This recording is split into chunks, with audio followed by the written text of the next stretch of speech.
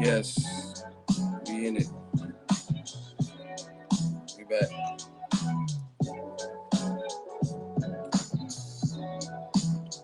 What up, Fight World? You know who it is. Yo.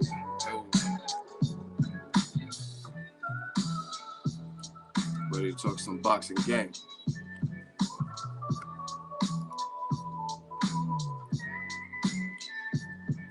Ego Army, man. El Ego is back. El Tigre. New media is back. Ego Mafia. The Army. I told you it's Ego Mob. MOB, money on top of boxing. We've been having a great year, man. We're getting spoiled. Gang, we getting spoiled.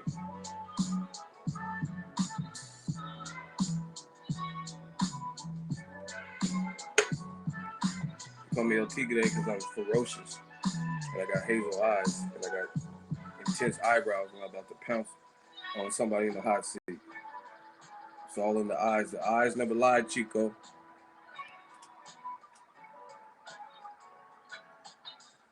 Yeah, Anthony, you definitely getting blocked. No need to repeat what you said. Just a quick L. Damn, y'all getting quick. Y'all getting blocked in under 2 minutes. Like, damn. Block L. Nobody has time for that. Like putting weird stuff. How did I give out an L in a minute and 30 seconds? Under that. Yeah, damn already. If you would have seen what he put for a guy. He talking about ego what that mouth do, and his name is Anthony. Like, y'all suspect, man. I'm trying to talk boxing, y'all talking like weirdo stuff.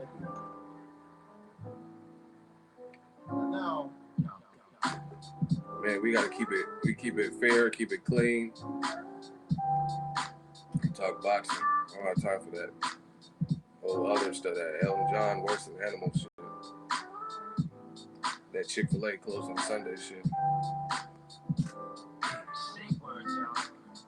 Edmund's retarded.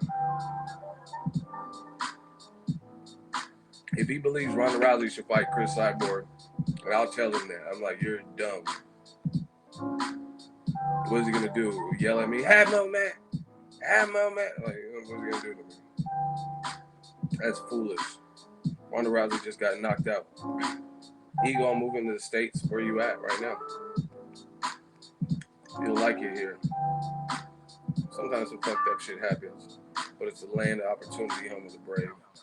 Yeah, I seen Canelo wearing the winning gloves. Man, my throat feels fucked up, so I'm probably not gonna go as long, so I can rest. These fight weeks be brutal, man. And that, you know what I mean, staying up late and stuff as you get older and wear down, like pushing it, burning the clock at both ends. Burning the candle at both ends. Hope I'm not getting sick, but it feels like it because my throat feels fucked up. So I'm probably not gonna go too long. Wait for some more people to join, then there's a roll call.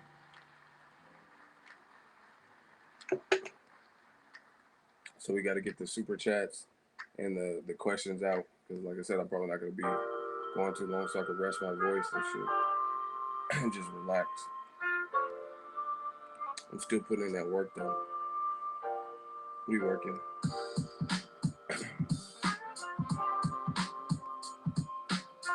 Shit, let's kick it off with the roll call.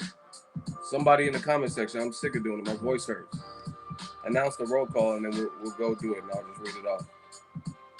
Somebody say Boxingego roll call and we'll kick it right off. Thank you to Craig. He held it down. Roll call. We out here. Where the mob at? Where the mafia? Where the army? Where you guys from? San Bernardino, Houston, Veracruz, Mexico, Mississippi. What up?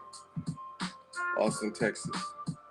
Triple G Unit, Fullerton, Houston, Mississippi, Las Vegas, 919, North Carolina, Dallas, Indiana, Queens, New York, Vegas, Alabama, Stockton, Cincinnati, Queens, Sanford, Florida, Oakland, Oklahoma, Dallas, Tucson, San Antonio, Florida, San Antonio, Texas. Texas be out here, man. Indiana, Jacksonville, St. Petersburg, Florida, Fort Campbell, Cincinnati, Mississippi. Texas got love. I mean, really, y'all, everything's bigger in Texas. They need to have a big fight there so I can come. I've never really been to Texas as an adult, like just ran through there. You know what I mean, like layovers and shit. But I mean, where I got to sleep, spend the night in Texas and all that. Phoenix, Arizona, Richmond, Oregon, Dallas, Texas, Palm Desert by way of Texas, Daly City, Brooklyn, Kansas, Uptown, baby.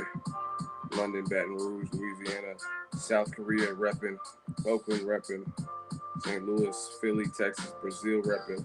Pray for Mexico. Listen, that 7.1 earthquake I seen a video of it, man.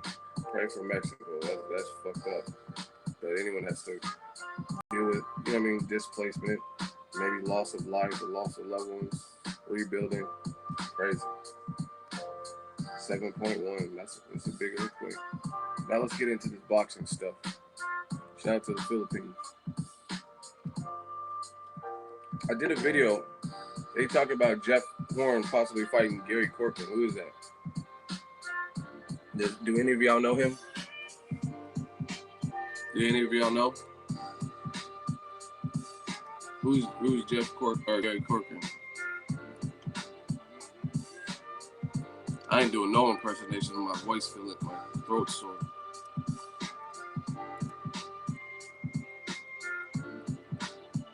Nobody know Gary Corcoran? Why would Jeff Horn? See, like I said, if I'm a person that I can wait. I'm patient with certain things, so I can wait to see who he actually fights.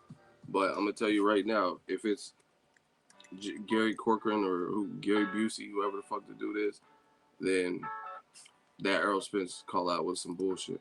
Because you don't call out Errol Spence and then fight Gary Corcoran. That just don't make sense to me. I don't even know who Gary Corcoran is.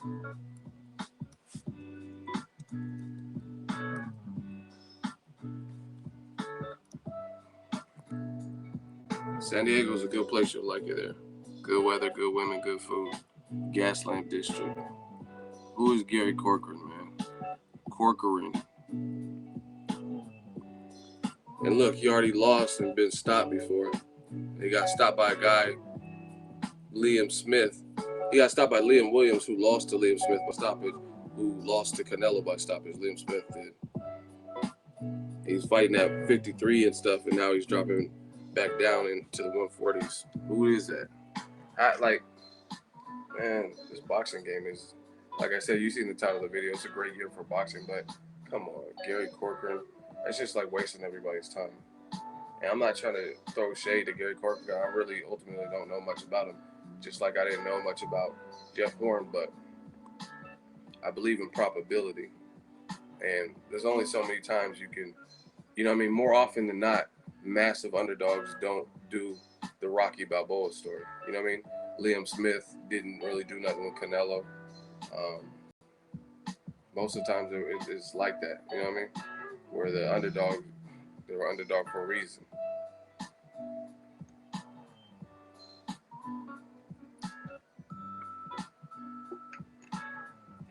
Listen, y'all still talk about Canelo Triple G? I'm gonna tell y'all straight up. I haven't watched it because I'm waiting for the HBO replay. I know I could watch it on YouTube, but I don't want it. I want the HD. I want clarity. I have HBO, so I'm gonna wait for that. Shout out to P-Los, Mega 84, Money Dance. I told y'all them yellow and them orange super chats be the ones. $10, thank you. It says, here, my G. I told you I'd get you after payday. # Indiana. Much love to Indiana. See, he's from the home of the Pacers, so he had to pace it. He was just waiting for his payday. He dropped $10. You look tired. Okay. I am tired. I hustle. Next. I don't understand something. Why do you care how I look? Who cares? If I have one eye, if I have a receding hairline, if I fucking one tooth, who cares? As long as the boxing content is coming. Real fans donate to the hustle. You know we working, man. But I got a cough drop too. I look like the Last Dragon. Catches bullets with his teeth.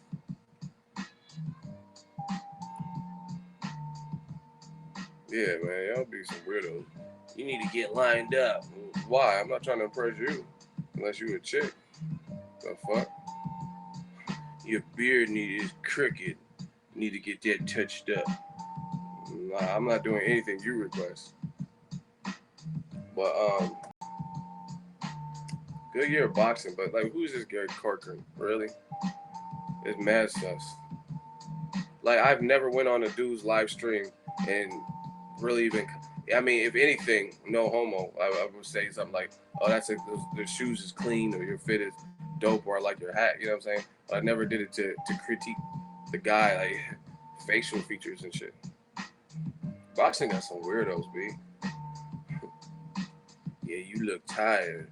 You want to come over and sleep? What? Fuck out of here.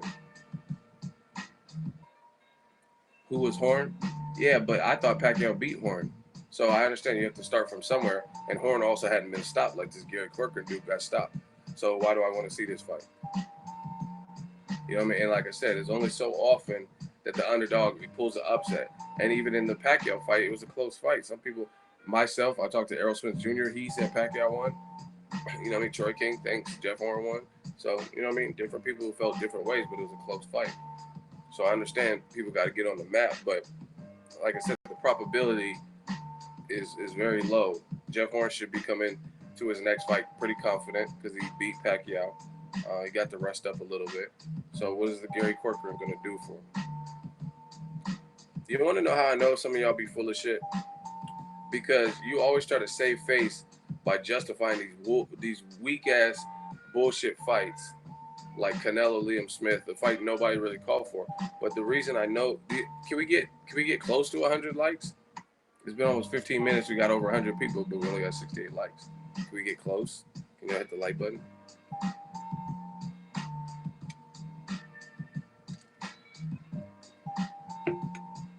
Now, the reason I know some of y'all are full of shit is because if it's not a bad fight, then why have I've done thousands of videos at this point.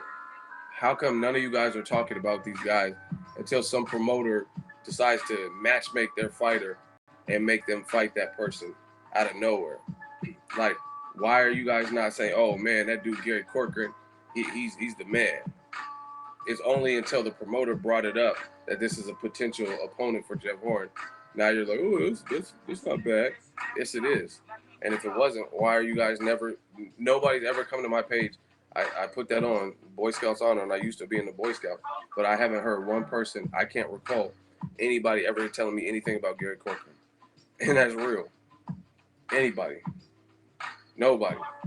So if it's such a great fight, why are you guys not talking? Like, I was talking about Errol Spence way before he got a title shot. You know what I'm saying? So if Gary Corcoran is really the man like that, how come nobody was putting me on to him? I know about a lot of guys, Anthony Yarde, Josh Kelly, Daniel Dubois. You know what I mean? They haven't really fought anybody, but I'm checking for them. You know what I mean? My dude Tony Yoka, different people like that. So it's not even about just resume. There's a lot of up-and-comers that I'm checking for, and I ain't heard nobody talk about no Gary Corcoran.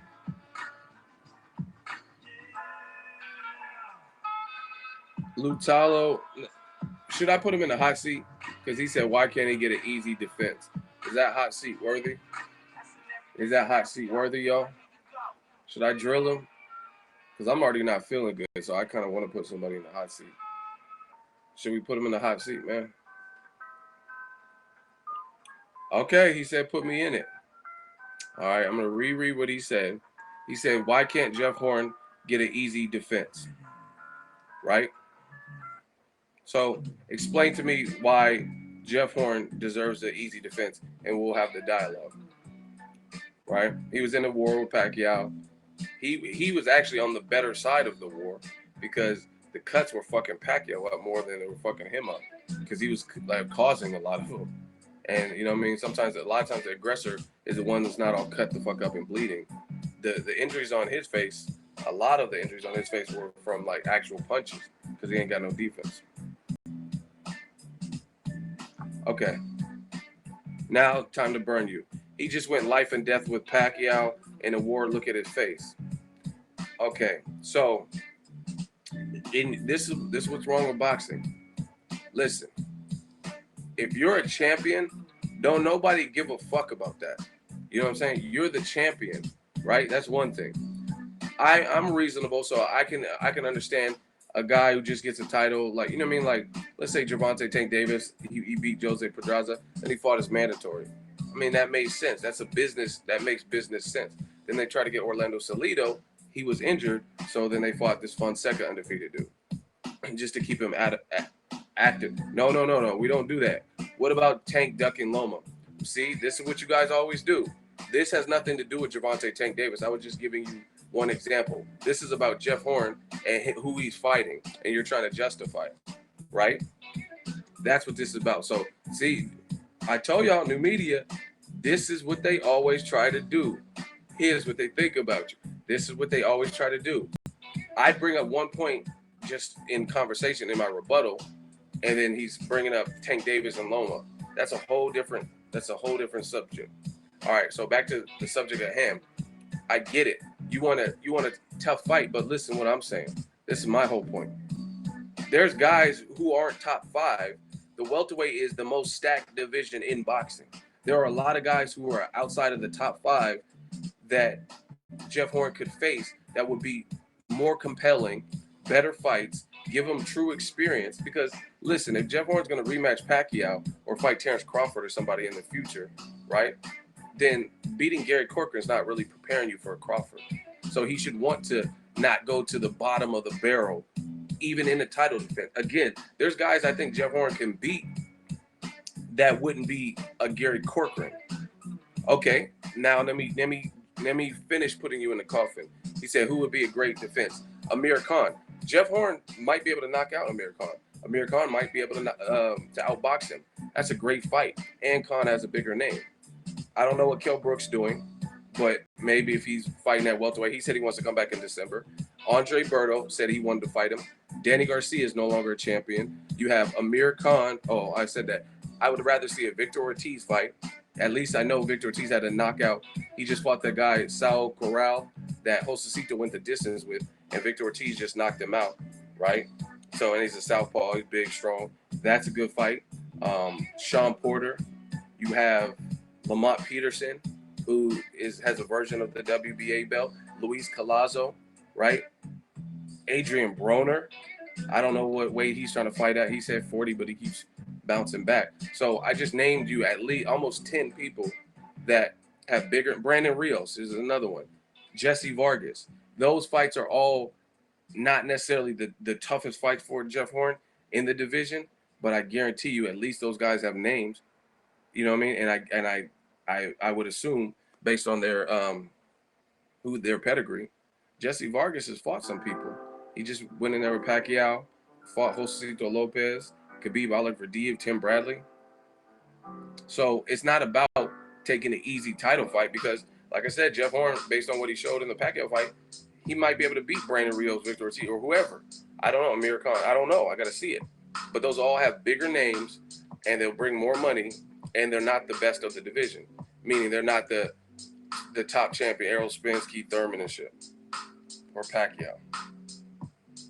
So who gets the L? Everybody put an L if you think that your boy who is defending Jeff Horn has the better argument, and Gary Corcoran is the fight that the boxing world needs for Jeff Horn.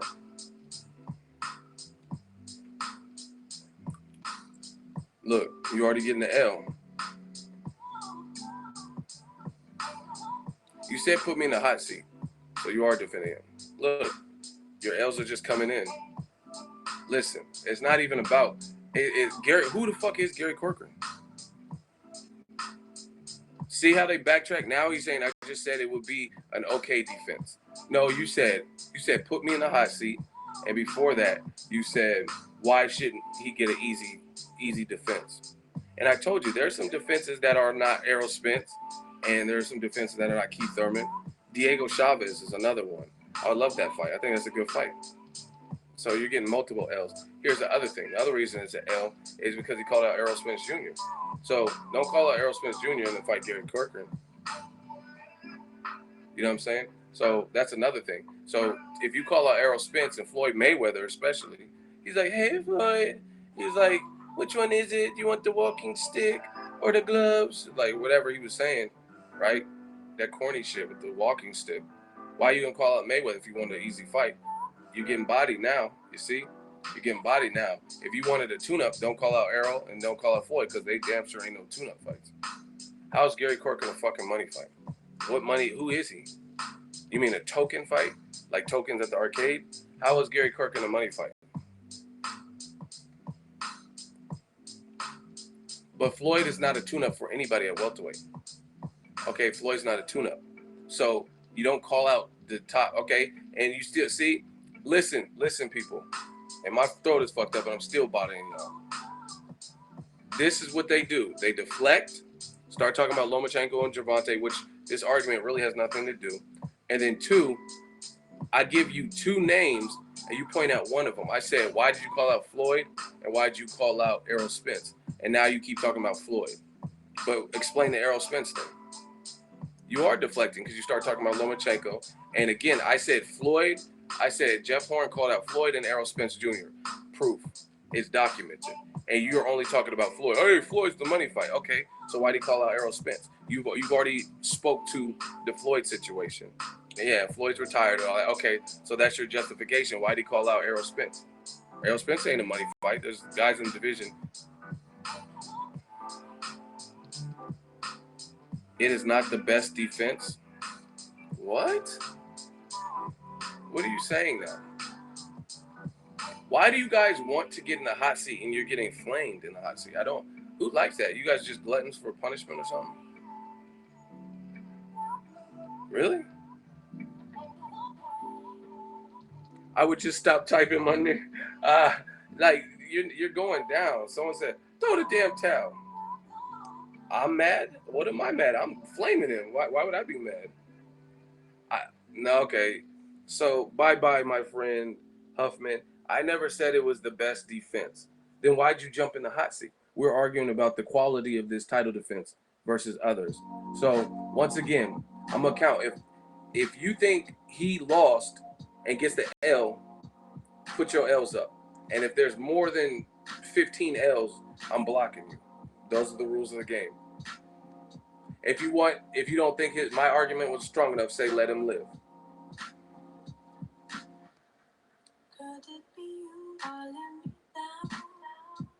Counting 8, 9, 10, 11, 12, 13, 14. All right, bye-bye, my friend. Fans voted you off the island. Nope. Block L. Huffman's out of here. He said, come on, man. There ain't no come on, man. Listen, the hot seat is designed for one purpose and one purpose only. Show who knows who's talking about what and who can argue their point. At first, it used to be real cutthroat. We had to revise the rules a little bit. At first, I used to just block you automatically if the fans deemed you got an L. But now I give you the option if you want to play the game. If you want to go in the hot seat and argue that point that I just called you out for in your comment, right? In the hot seat. And he said, put me in the hot seat. And then when he started losing, he started deflecting. He started only answering half of the question. And then he started backtracking. I never said it was a good defense. And then he's talking about, hey, man, come on, man. I'm telling you, there's no mercy. I showed a lot of mercy yesterday. 2 people got flamed in the hot seat yesterday, and we let them off the hook. You know what I'm saying? That doesn't happen often. If you get your ass in the hot seat, I told you, Roman gladiator. Kill or be killed. Argue your point. If somebody flames me and they have a way better point than me, then I lost. But you guys are arguing crazy stuff.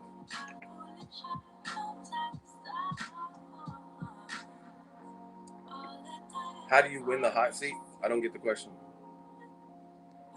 I don't see why you guys volunteer to get in the hot seat knowing the rules. We've been doing this long enough. Are you not entertained? Spaniard, man. Are you not entertained? It's the hot seat, man. We medieval with it.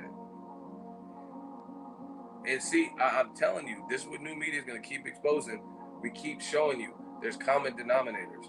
Switching the subject, deflecting to something else, bringing up someone who has nothing to do with the argument. It doesn't work like that. If you were taking a math class and they asked you a simple arithmetic question, you know what I mean? What's 3 times 3? You don't be like, oh, my other teacher lets us study. No, it doesn't. None of that matters. They want to know what 3 times 3 is. So either you know it's 9 or you don't know. You know what I'm saying? Either you know how to solve the problem and show your work or you don't know. You know what I'm saying? People, hey, put me in a hot seat. They get attention and then they get the L and then they get blocked. Tough titty. Triple G has a chin for sure.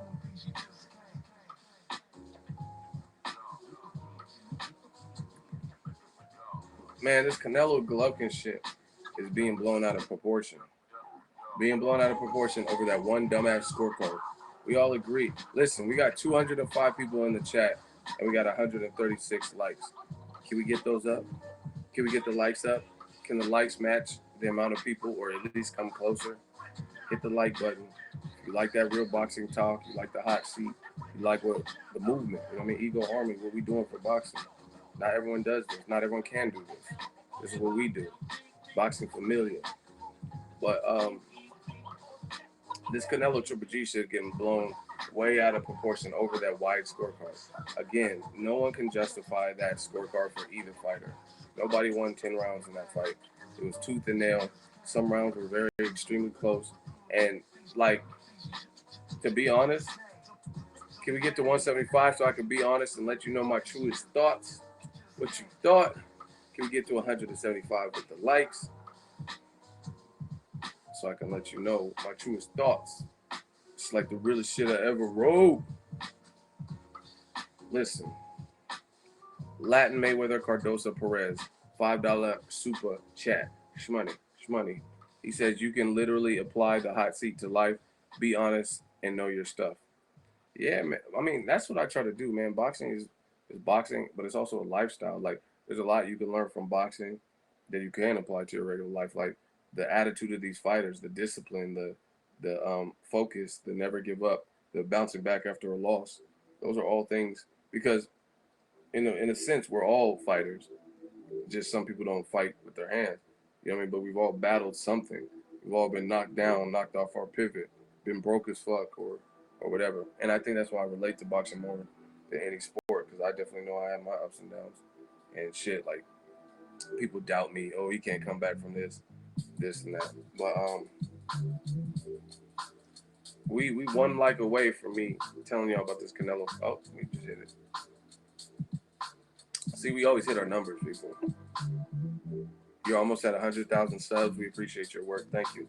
Now, listen, I'm going to be honest with you guys, like I always am. Live from the fight, I told you I stopped scoring. I haven't watched it again. In case you just joined the stream, I will watch it again, and I'm going to pay perfect attention to it because, like, the live experience can be different, right? But I'm going to watch it, but I'm going to wait till HBO re-airs it after Jorge Linares' fight so I can watch it in HD. I don't want to watch it on YouTube and I don't, you know what I mean? I don't know if people shorten the rounds or if it got copyrighted or something got taken off. I don't want to worry about none of that. And I want it to be crystal clear so I can see exactly what everybody's seeing. But I'm going to tell you, as of right now, at the fight, I was like, yeah, Triple G won that one, but it was a good fight. And I said, I got to watch it again. I've always maintained that. If you go back to the immediate stream I did after that, I said, yeah, I would have given it to Triple G.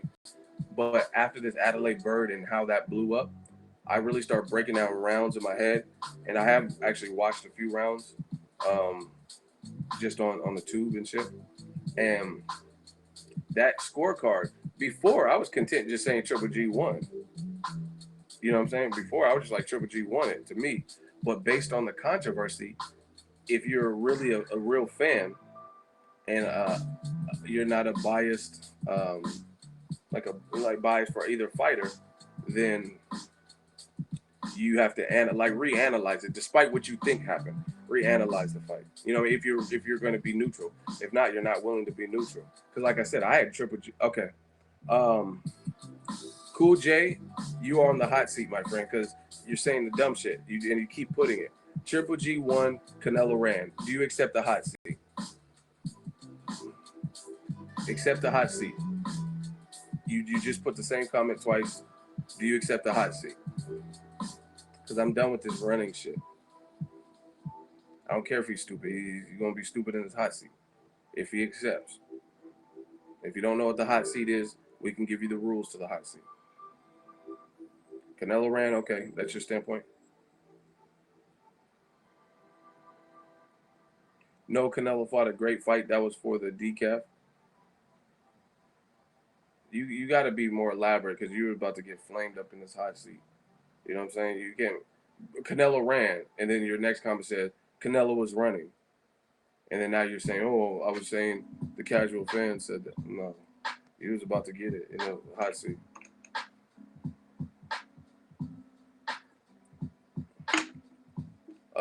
Jonathan Gibson, I told you all them white and I mean not white, them orange and yellow super chats. Damn, we got a $10 super chat shmoney dance. Said, what's up, Ego? Big fan of your work and your channel. Keep up the good work. Thank you. Man, we're just trying to talk boxing and have fun with this game. Keep you up to date, give you some of my thoughts and opinions.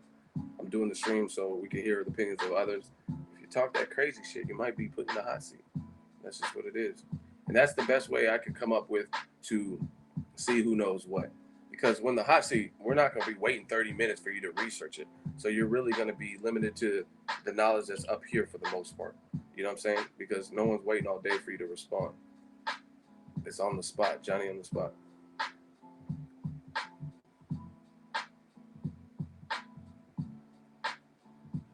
Yes. Okay, unknown, get your ass in the hot seat. Ego don't know how to score fights. Do you accept the hot seat? It's the easiest way. So unknown, you really gonna be unknown. You're gonna be John Doe because I'm gonna put you in the hot seat. I'm gonna flame you. You're getting roasted. So do you accept the hot seat? You said Ego don't know how to score fights. Okay. We're gonna see who's unknown after this. Toe tag him and bag him. Unknown. Now you're all of a sudden quiet. Do you accept the hot seat? I don't know how to score fights. Okay. And I told you, I'm not. My throat hurts. I'm not even feeling good. So I'm going to really. If y'all are in the hot seat, I'm really going to try to bury y'all, right? Because I'm not even in the mood. You know, I didn't even want to do this live stream to be honest. But now I'm here. Get it. So unknown. Get your unknown ass in the hot seat. You're gonna be unknown, all right? With no, once again, no default picture, right? No subscriber. Ego ain't tripping. See, why am I always the one that's tripping? So y'all think, see, y'all not used to this because I'm not Ellie Sackback or whoever. Where Ellie, you know what I mean? Ellie's so big, he don't have to respond to people. You know what I mean? I'm doing me, I do me, and y'all don't expect a response back. That's what this is. You know what I mean? I can't speak for anybody else, but I'm me. So y'all not gonna cyber bully me or whatever y'all think and just be talking crazy, and then we gonna test your knowledge. I mean, okay, I don't know how to score fights. Fine. Has nothing to do with me tripping. Where is unknown at, man? Did anybody see unknown? Because we're gonna put a third unknown to that name. You're gonna be unknown times 3. Unknown. What is taking so long? You always copy Ellie Sackback on his video titles. You know what you always do? You always get blocked. What the fuck are you even talking about? Blocked. He's done. Jesse Malverde. What the fuck are you talking about? You know how many people like? What are you talking about? What did I copy from Ellie or anybody else? You know what I'm saying? If anything, I see people copying my shit. Ego Weight Watchers and 4 Reasons and man, get out of here. Anyway, he's blocked. Where's unknown? That's the real one. He need to be in there. Where is unknown? Have y'all seen him? Latin Mayweather. I told y'all them orange. I'm kind of glad, even though my throat's sore, I'm kind of glad I got on because them orange and yellow super chats, them would be the real money. $10 super chat. Latin Mayweather, Cardozo Perez. This is that Ego Belly New Media. Hell yeah. Yeah, man. We about to we gonna change his name. Where is unknown, man? I don't know how to score fights. Okay, let's go. See, y'all scary, man. Ego, I got a question. Hurry up, because I'm really, only thing I'm concerned with is unknown. So you can try to hurry up and get your question off. But all I care is unknown. I have tunnel vision when it comes to this shit. Hot seat, tunnel vision. Ali Diego 619. Wow, we got a $20 super chat. Shmoney Dance, Orange, Young Credentials. Thank you. Appreciate it. We working. $20 super chat. Man, where's unknown, man? You really gonna be unknown. I'm telling you. He gonna be on Unsolved Mysteries with Robert Stack. All of that. You tell me I don't know my shit. Okay. We'll find out. Tonight on Unsolved Mysteries. You gonna be unknown. Come on, John Doe. See, man, he's messing up the whole stream. How long have I been calling him out? And where is he at? And I can't block him because everybody else is like, yeah, hot seat, hot seat. So I'm gonna have to scroll through hella comments to try to find it.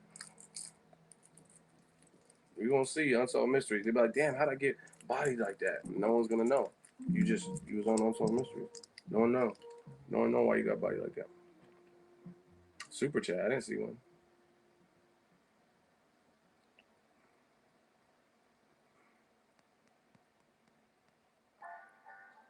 See, but the thing is, I'm trying to tell y'all, I got a decent, my memory's pretty good actually. You know what I'm saying? Especially for dumb shit. I don't know why it is, it's just the case. So if unknown ever decides to resurface and put anything like, hey guy, you're blocked. So you know what I'm saying? You better join the witness protection program, get a facelift and a facial reconstructive face off. I'm Castor Troy. You better come back different.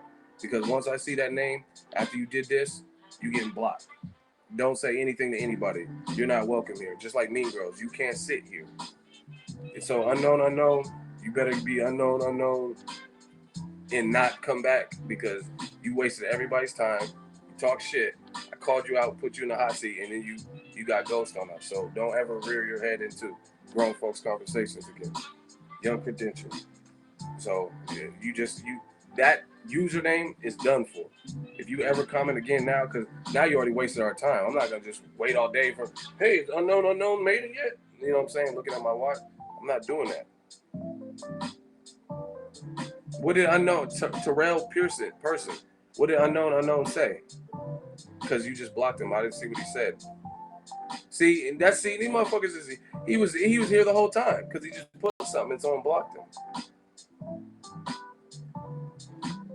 Y'all secretly watching. Oh shit, he's on to me. Like, you know what I'm saying? You better come with a different screen name. Yeah, he watching his screen. Oh shit, hot. You know, like when Jamie Lee Curtis in the closet or something, and Michael Myers is just looking for her, and she just trying not to make a sound. That's what y'all be doing. He was in here the whole time. Unknown was in here trying to be unknown. Oh shit, man. Well, shit, he called me out, man. I'm telling y'all, new media, that all that dumb stuff is done for. Oh, you don't know the ego, don't know the score. Okay, you in the hot seat. We'll see who can score. And then right then and there, he knew he fucked up. That moment, he knew he fucked up, and that's what it's gonna be from now on. Cause I'm tired of it. I'm tired of the like. I'm not debating. I'm not here. See, now this is the thing. People are, oh, why you wasting your time? You see the super chats. We getting paid over here. We getting paid to chat and to build the movement. You know what I mean? People are helping me with the movement. You know what I mean? I'm very responsible. I'm not just out here spending money. I'm spending on shit. I'll show you receipts. I got new cameras and all types of shit. This is a business. This is a movement. You know what I mean? But that's why we're talking about. We're just trying to talk boxing, and we're gonna keep eradicating our foes and eliminating all the dumb shit. Canelo was tired. I agree with that. He was tired. But what the fuck does that have to do? See, I view boxing different because how you're saying Canelo was tired. I agree. We all see, look, we're getting paid. I told you them yellow and them orange ones. Bang, bang. At that top. $20 super chat. My man Julio Lopez. He just donated $20. Damn, you guys are on point today. Like, I don't know if it's payday for everybody, but what? Triple G is nothing fancy. He couldn't KO Canelo, who's been rocked by small Cotto. I don't remember Cotto rocking Canelo. Oh, you're talking about Cotto's brother. Fair enough. I was gonna say I don't remember Miguel Cotto, but see, listen, that back to what that's a great super chat. Thank you for the $20. But the other thing is this: Golovkin is supposed to be the boogeyman, and we all witnessed Canelo being tired, right? And he didn't really even hurt Canelo. You know what I'm saying? When Canelo was badly fatigued, because Golovkin, when he fights someone with skills, he fights different. Calm down, people. What does that mean? What does calm down, people mean? We degree. What are you talking about? Calm down, people. Like I want you to elaborate, so I don't have to block you.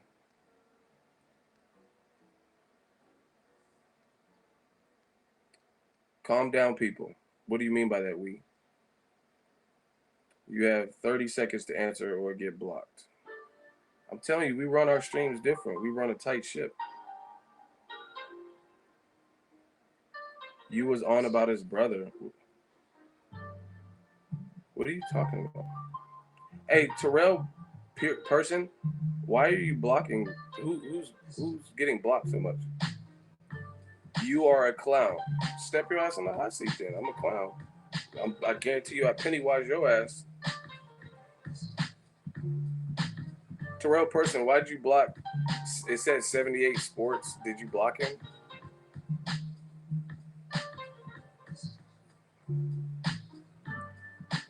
I don't understand.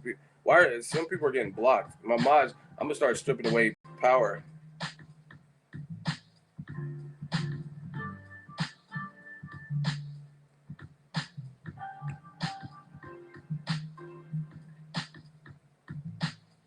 Um, Canelo didn't really hurt Triple G.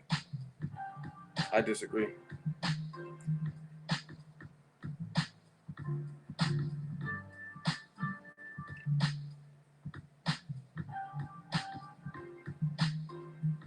Oh.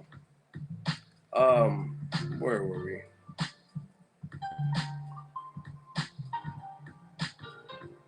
Ego's the GOAT. I am Pennywise.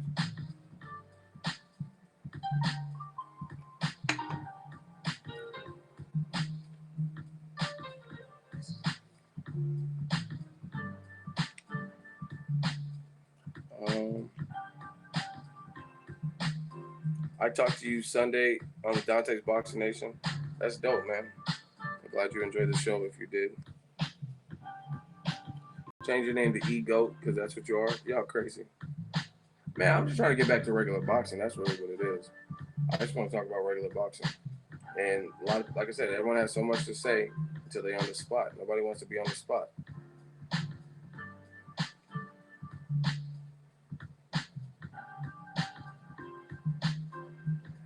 That Jermell Charlo versus Jorge was trashed. What does that even mean? Y'all gotta work on your like typing. I don't even know what y'all talking about some of these things.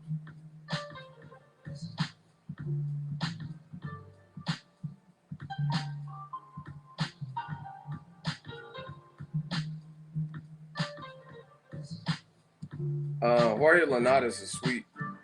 I'll pick him to beat Campbell. It's funny that you brought that up. Follow me on social media, Boxingego. I just posted this earlier today. You know, we do numbers. 4 hours ago, we already 12,000 views on Instagram because we do numbers. They can get mad, they can hate, but they can't relate. But look at Jorge Linares, man. Look at sweet in there.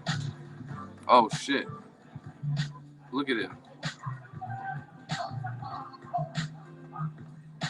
Campbell gonna get fucked up. He about to be Campbell soup. Good.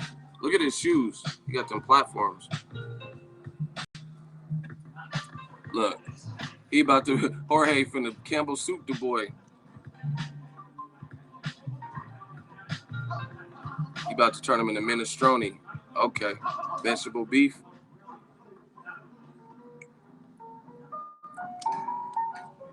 Jorge Linares is looking real in there. I did see there was a super chat, man. Damn, man, y'all with these yellow and them orange super chats, man. $10, another $10 from Julio Lopez. Shout out to you. Shmoney Dance. It says, I'm out. Shout out from Houston, Texas. Team Canelo, keep it real, ego stunt on these haters. Man, you already know what it is. Like, listen, and I'm not just saying that because you give me a super chat, but that doesn't hurt.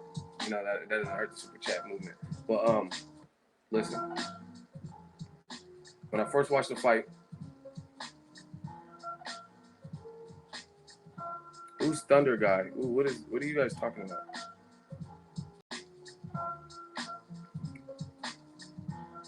Anyway, I don't know. I can't keep up with all these sub conversations that are going on.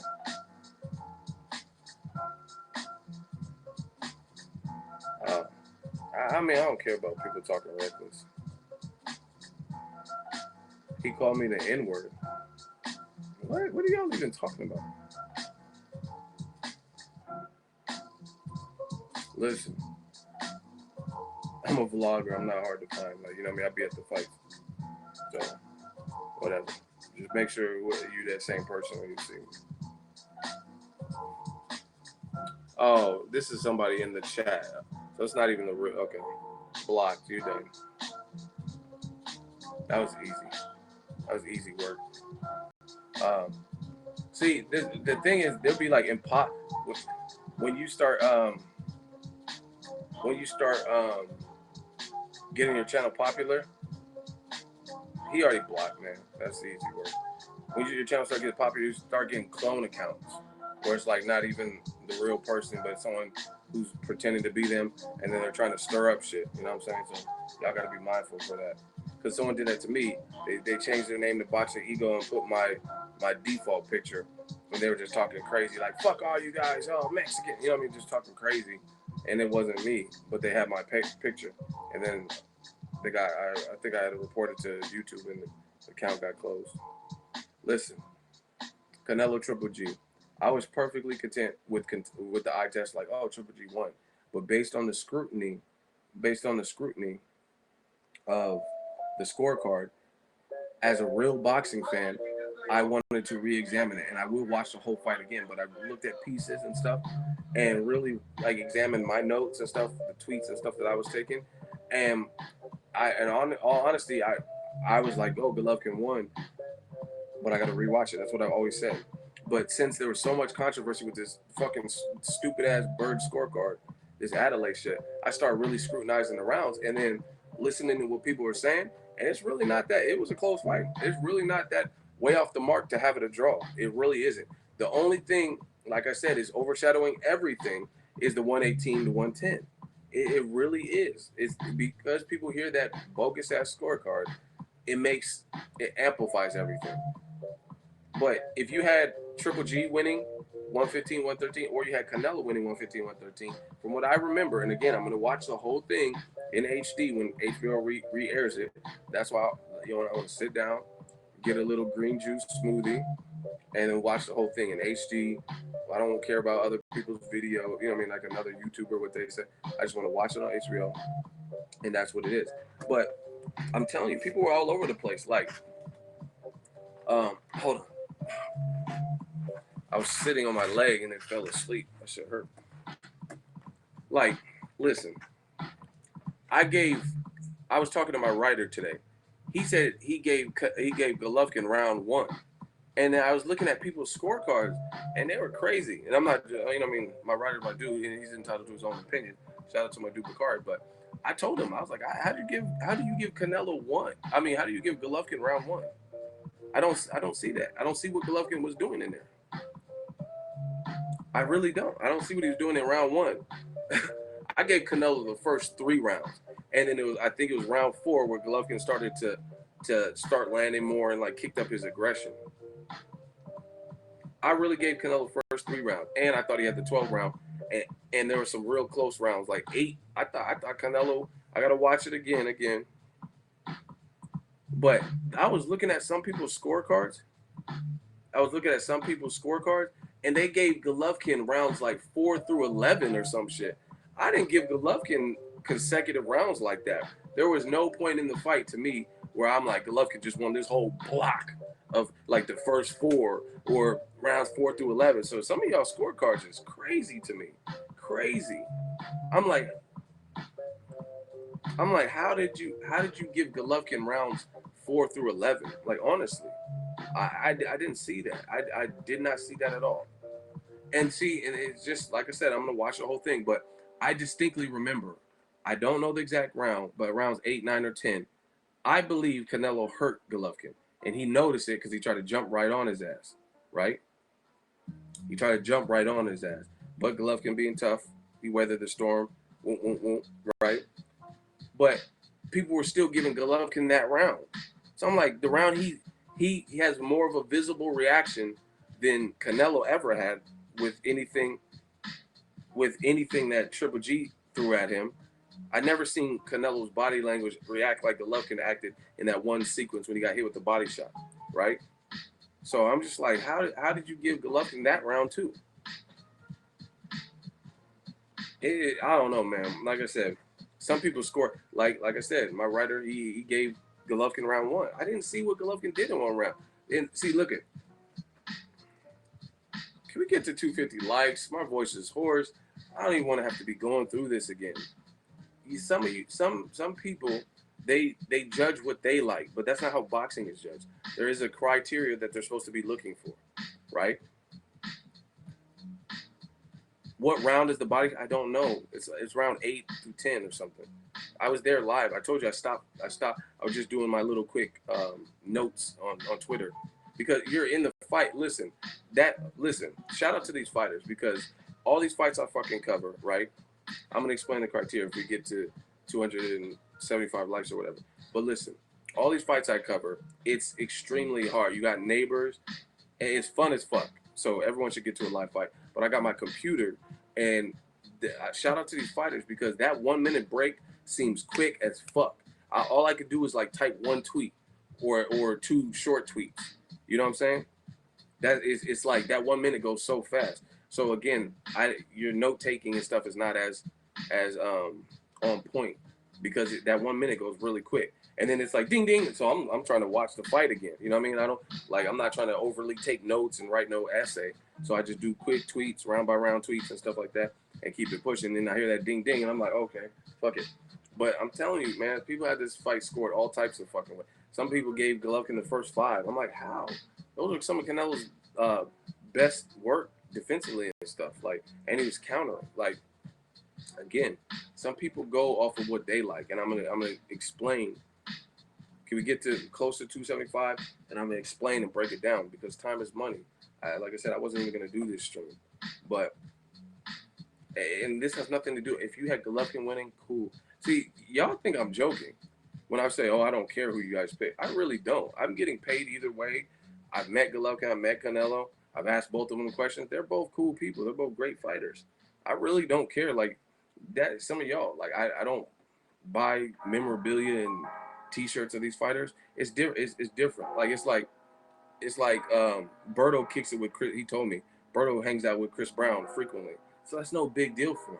But if you idolize Chris Brown and you're a huge fan and you got to hang out with them, then you'd be like, oh shit, you know what I mean? A girl or something, they'd be like, oh shit. And that's just because it is. I'm around these fighters all the time in these events and media workouts. I don't get starstruck with this. I just appreciate people for what they do and putting on entertainment. Anyway, let's talk about Canelo Golovkin.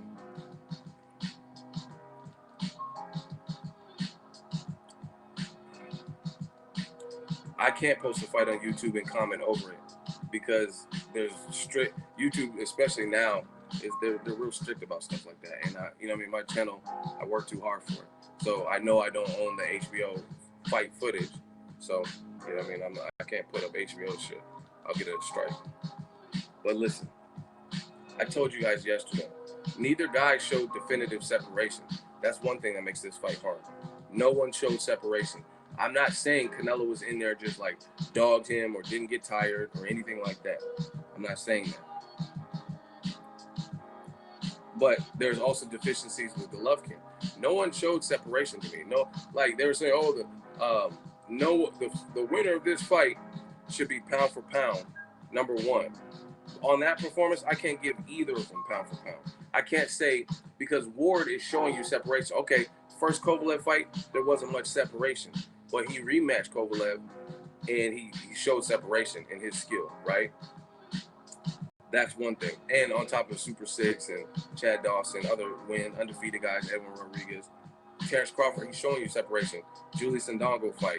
Crawford versus Gamboa. That was a tough fight. Ward's a year younger than Golovkin, 34, and then Golovkin 35. And Ward has a gold medal, and Golovkin has a silver medal. Even though amateur pedigree doesn't really matter with the pros, but y'all like to pull that up, so I'll throw that out there. In addition, Ward wasn't supposed to be fighting at light heavyweight, but he moved up. I think so he didn't have to fight one of the Rails or someone he was friends with. So it's a late change, and he still medaled with the gold. But anyway, I'm telling you, man, a lot of y'all had this fight Kukamani, like scored it crazy as fuck, giving Golovkin the first 5 rounds, giving him rounds. I've seen all kinds of scorecards. People show me screenshots. Gave Golovkin rounds 4 through 11. Fuck no. It was not even that type of. That's like an Adelaide Bird scorecard to me. To me, if you gave rounds 4 through 11 to Golovkin, that's definitely an Adelaide Bird scorecard to me.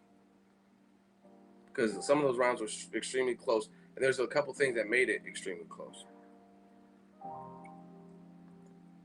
Now, can we get to 275 so I can, once again, even though I did this yesterday, break down the scoring criteria, what judges are supposed to be looking for. If you enjoy boxing talk, hit the like button. We working. I'll talk heavies, but people want to talk about Canelo Golovkin now.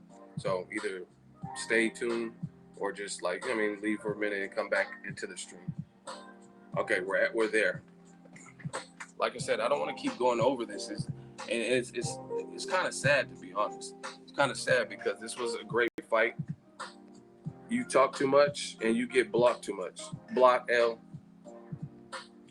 You guys say stupid stuff. You're just getting the block off rip. Sorry, D'Angelo. How does it feel?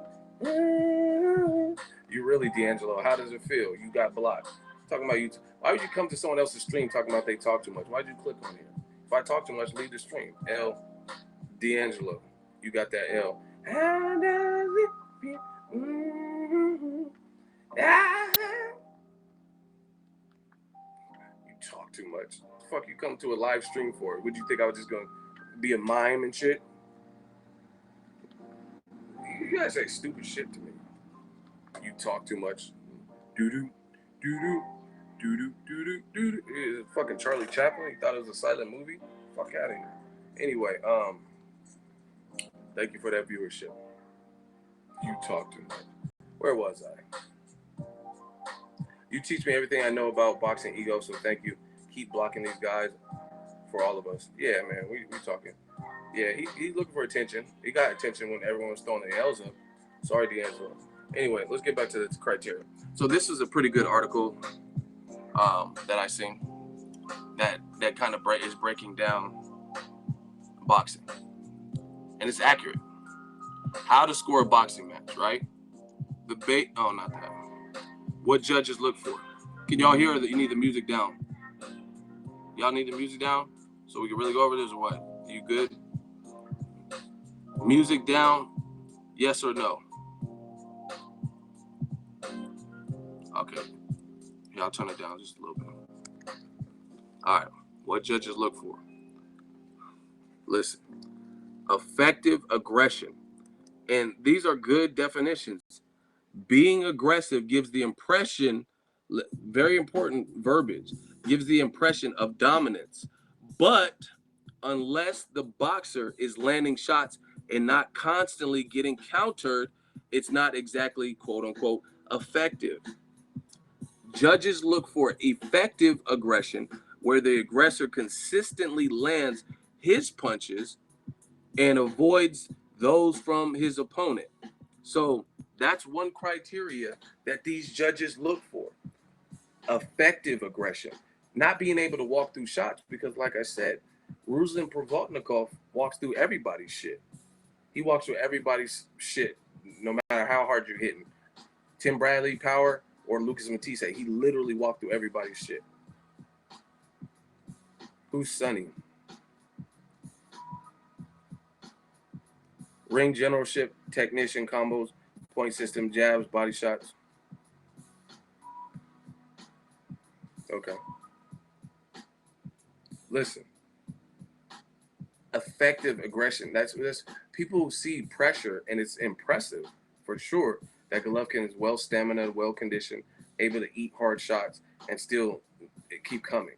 But to that the criteria states being aggressive gives the impression of dominance.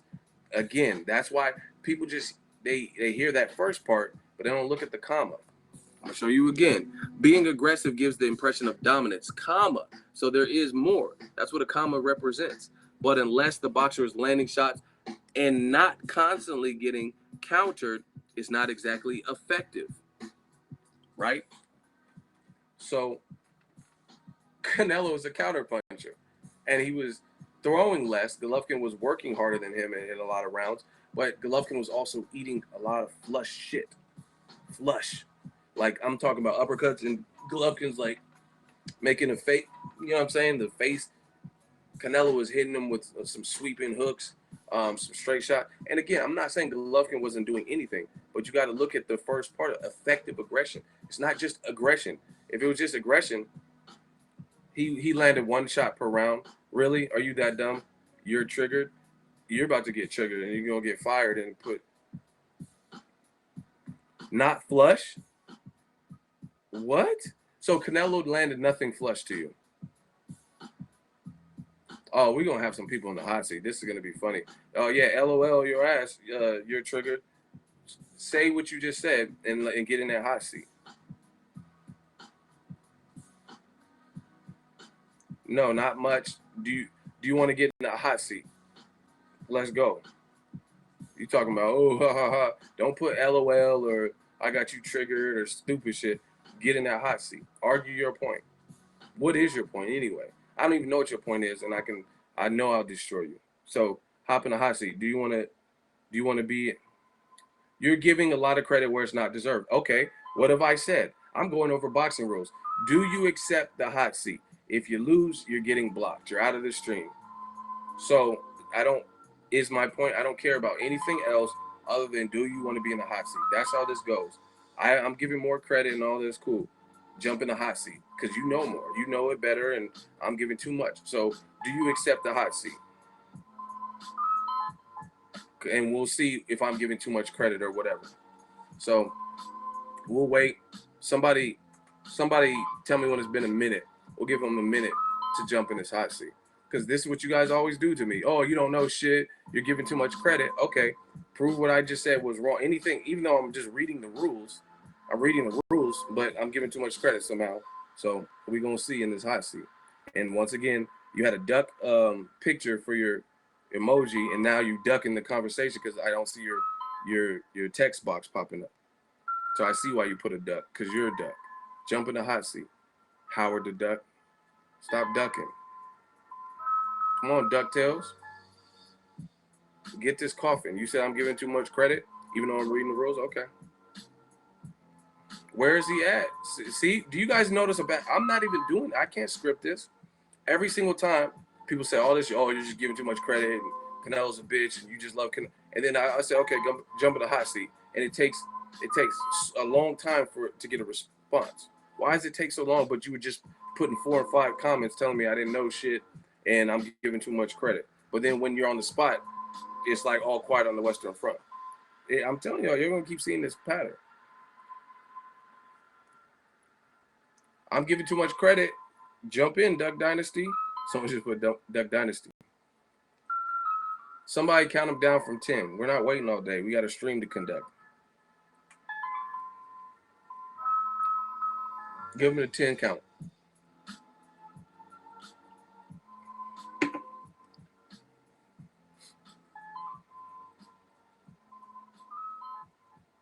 See, every time.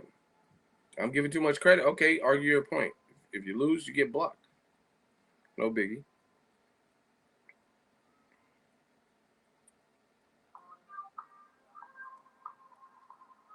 Well, but he said he's not trying to get blocked. He's going to get blocked regardless for not even saying. All you have to say is no.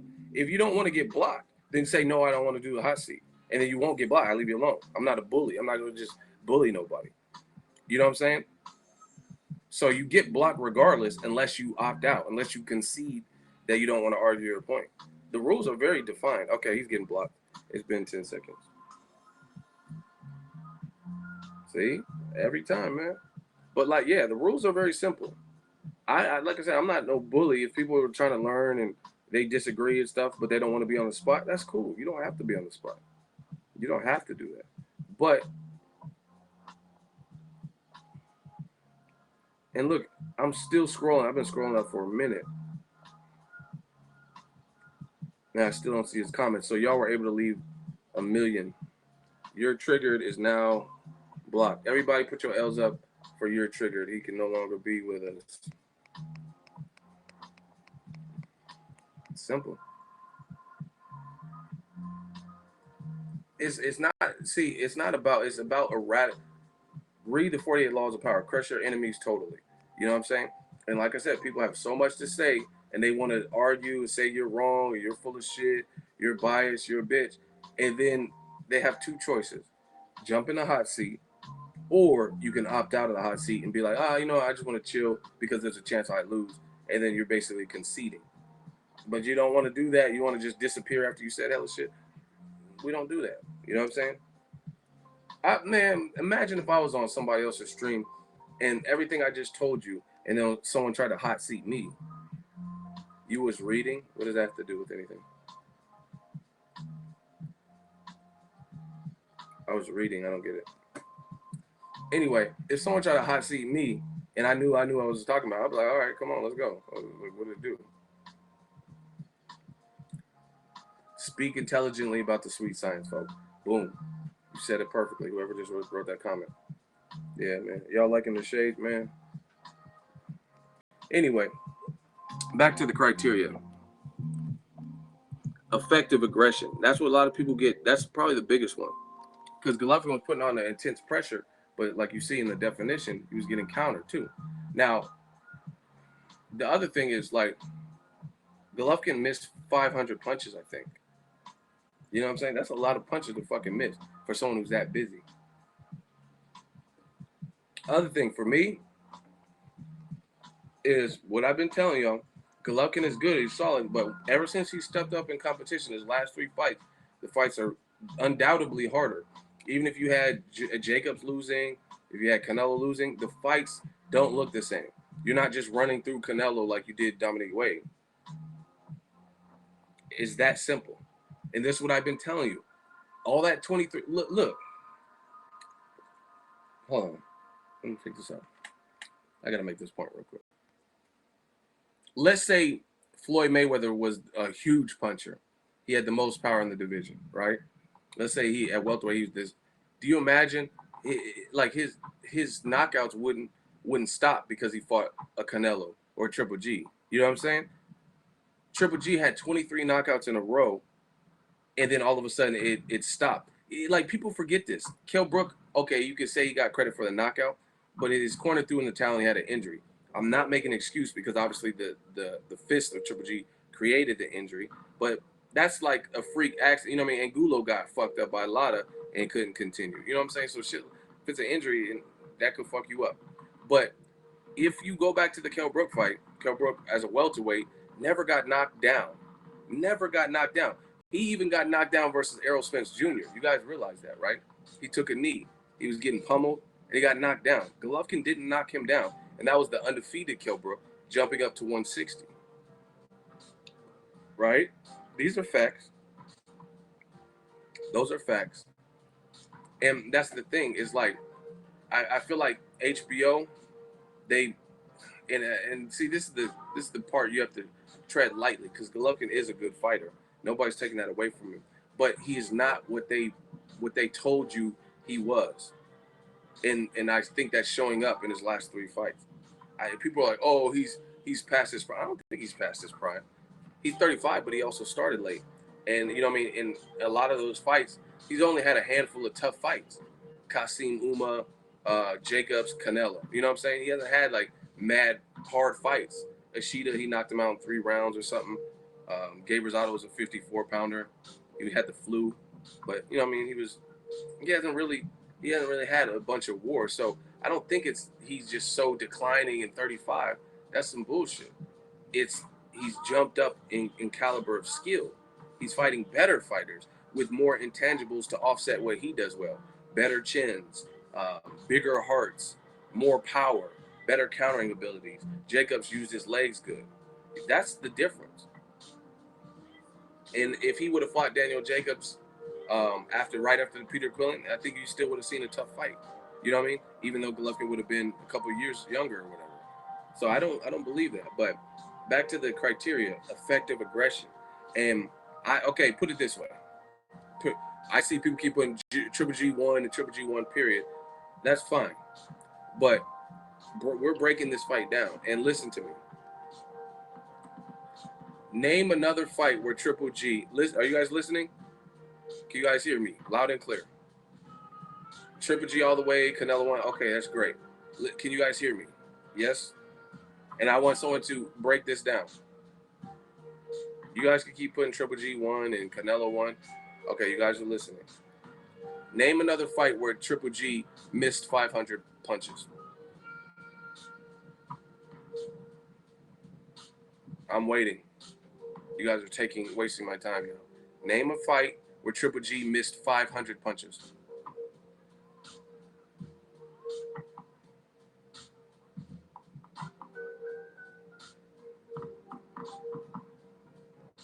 None. He didn't miss 500 punches. He was hitting Lemieux at will. I mean, you could type in Triple G versus Lemieux and find action shots where Lemieux had that stupid like mohawk or whatever, and he's flailing around. He wasn't missing that many punches. Lemieux don't have a defense like Canelo. That's why. Someone said so. Well, that has something to do with it.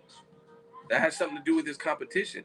The guys, except for Jacobs and Canelo, the guys all had styles that were probably more in line to and not equipped to deal with Triple G. Again, that's why listen. That's why he never missed this many punches and knocked everybody out up until this point with Jacobs and Canelo. Canelo has a way better defense. He has a way better. That's why Canelo's slipping and doing shit and moving and barely like missing shots, pulling back. That's why, because the competition has increased. You know what I mean? If LeBron James is playing basketball against some high schoolers, he might be able to blow them out. You know what I mean? There could be some really good basketball players in high school, but your bodies are at a different level. But if he's playing the Golden State Warriors with premier shooters and top talent, it's not going to be the same ball game. Joe Vet, love, $10 super chat. I tell you, them yellow and orange ones.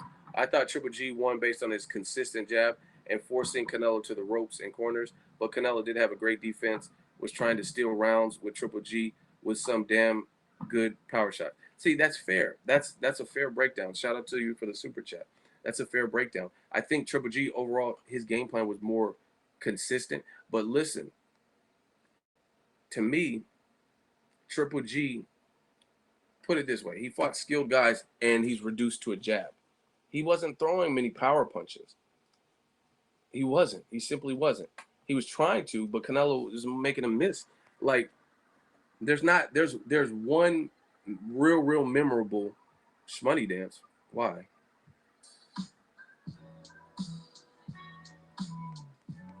There's only one. No, I can't say one, but there's not that many memorable highlights that I remember seeing where Triple G threw a monster hook and it landed like good. And the one that I'm thinking of, it landed kind of on the back of Canelo's head because Golovkin has the long arms, right? So, all right, I'm tired of this.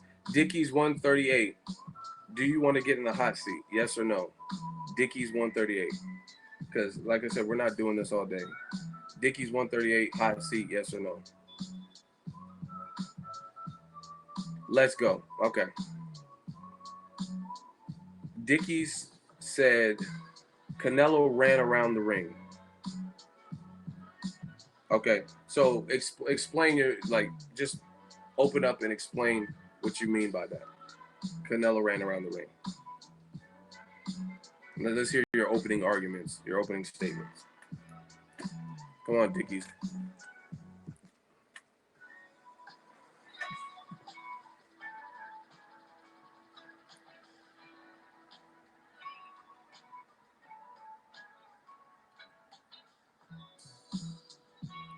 Where are you at, Dickies? Okay, he would get hit. He would get hit and hurt, so he ran. Okay, when did he get hit and hurt? What are you talking about? When did Canelo get hit and hurt? What round?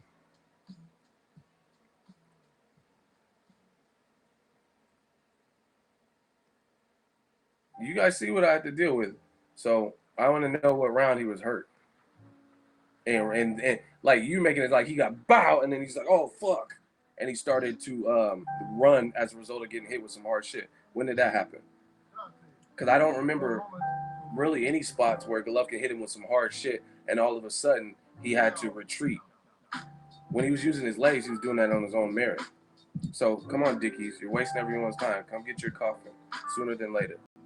You know what I mean? Just let the pain go slow. Don't fight it. You talking about he got hurt and started running. No jabs alone. He was just retreating. Okay, see, you gotta, like the Will Smith movie, focus. Stop talking about jabs and all this stuff, trying to bring up multiple arguments. What we're trying to figure out is when was Canelo hurt and when did Golovkin hit him with something that caused him to retreat because he got hit with something hard and hurt.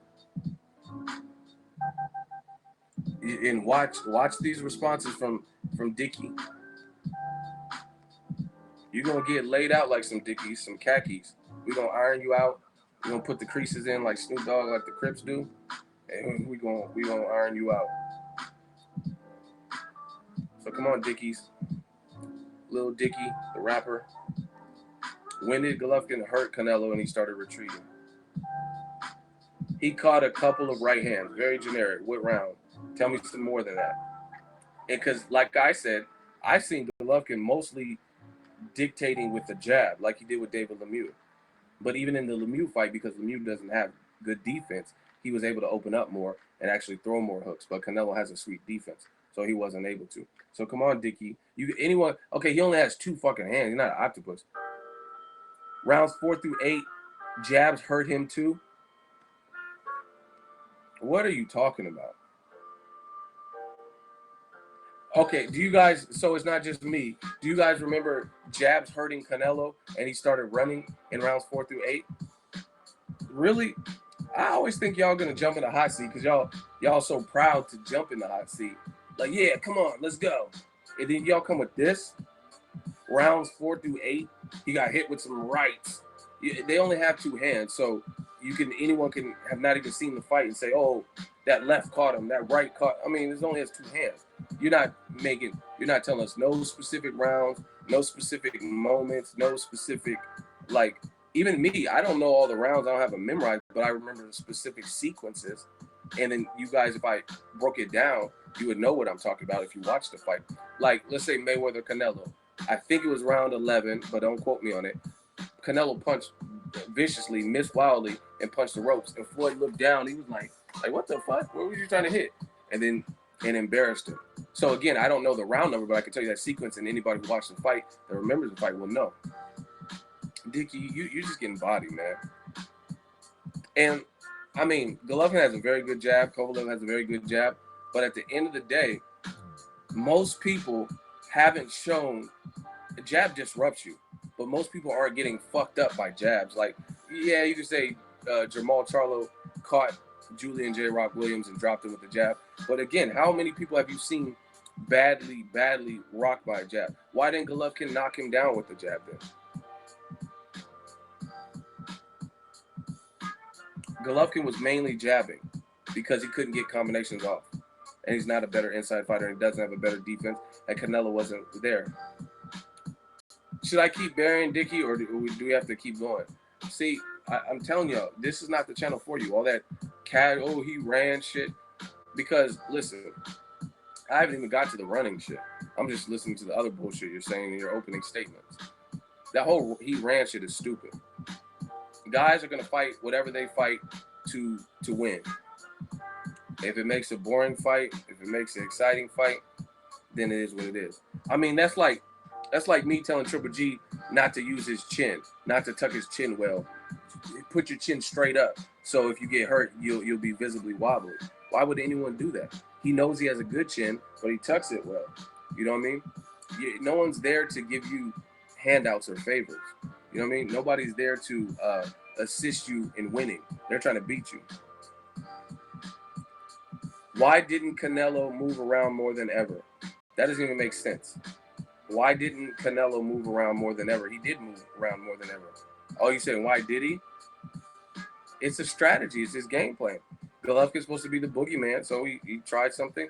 But that's stupid because Terrence Crawford used a lot more movement versus Victor Postal than he did with other fighters. He didn't use that much movement versus, let's say, Gamboa or Felix Diaz. Different opponents call for different things, but you're so casual and you don't know shit about boxing that you're willing to just repeat these Skip Bayless type talking points. It's a strategy. I mean, that's point blank, period. If there's a guy who's taller, who's supposed to be a threatening puncher, you're just gonna walk to him, and hopefully you get punched and can take it. Like, it's stupid. Like, this is boxing. Like I said, is relatable on so many levels. It doesn't matter if it's just boxing. Like, I used to work at Lowe's, right? Here's a quick example. We had a delivery team. Let's say they had 8 deliveries, right? They would coordinate based on the proximity and where each customer lived to do what made the most sense. Like, okay, we got to take a break at noon. We got to go to this city, and this city. So if they have 5 deliveries in one city, maybe they knock those out first because they can handle 5 people in a certain proximity. You know what I mean? And then the one that's closest to the store, maybe they get that later in the day. So it's all a strategy, and that's how boxing is. You know what I mean? Why would the delivery team go to drive 80 miles to this city, then drive back to the store, and then drive back out that way, and then drive? It doesn't make sense. You would do what makes the most sense. And they would load up all the appliances and all the shit that they had to do, dishwashers and all the fridges, everything they had to deliver, and then they would map out where the deliveries, where they should go. I mean, it's common sense. So if you're in there with the power puncher, it's not your job to make it easy for him to hit you. That's like telling Canelo he has a good defense better than Canelo. I mean, better than Golovkin. Tell him stop using upper body movement. So I'm going to give you one last chance to say something stupid, but I mean, you have one chance to, I guess, save yourself. Or maybe he did have a good strategy. You got one more response to rectify the he ran shit, because you're about to get blocked because you haven't proven anything you're saying as valid boxing talk. And I think the fans could attest to this.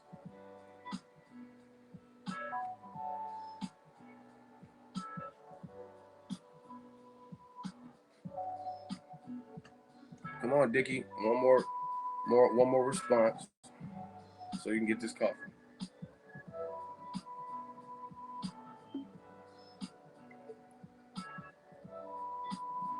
Maybe punching would have been a better strategy, like boxing skills. Once again, what does that even mean?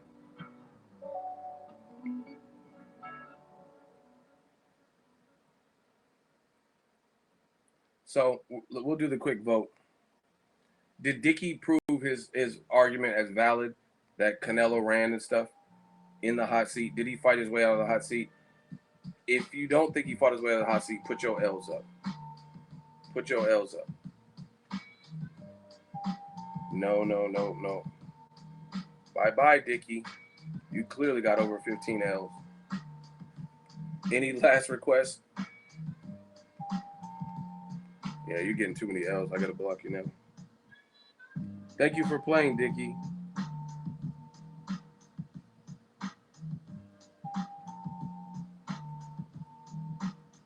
And y'all can't blame me because the fans are voting you guys off the island. But at the end of the day, everyone knew you weren't talking about shit. Bye, Dickey. Block L. That's what I'm saying, man. All this running shit is retarded. Like I said, listen. Okay. You know what I do? That's what I like to do.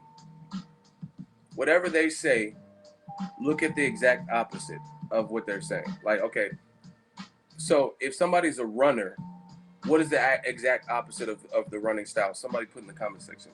If you're complaining about a guy running, what would be the exact opposite of a runner in terms of a body in terms of a boxing fight?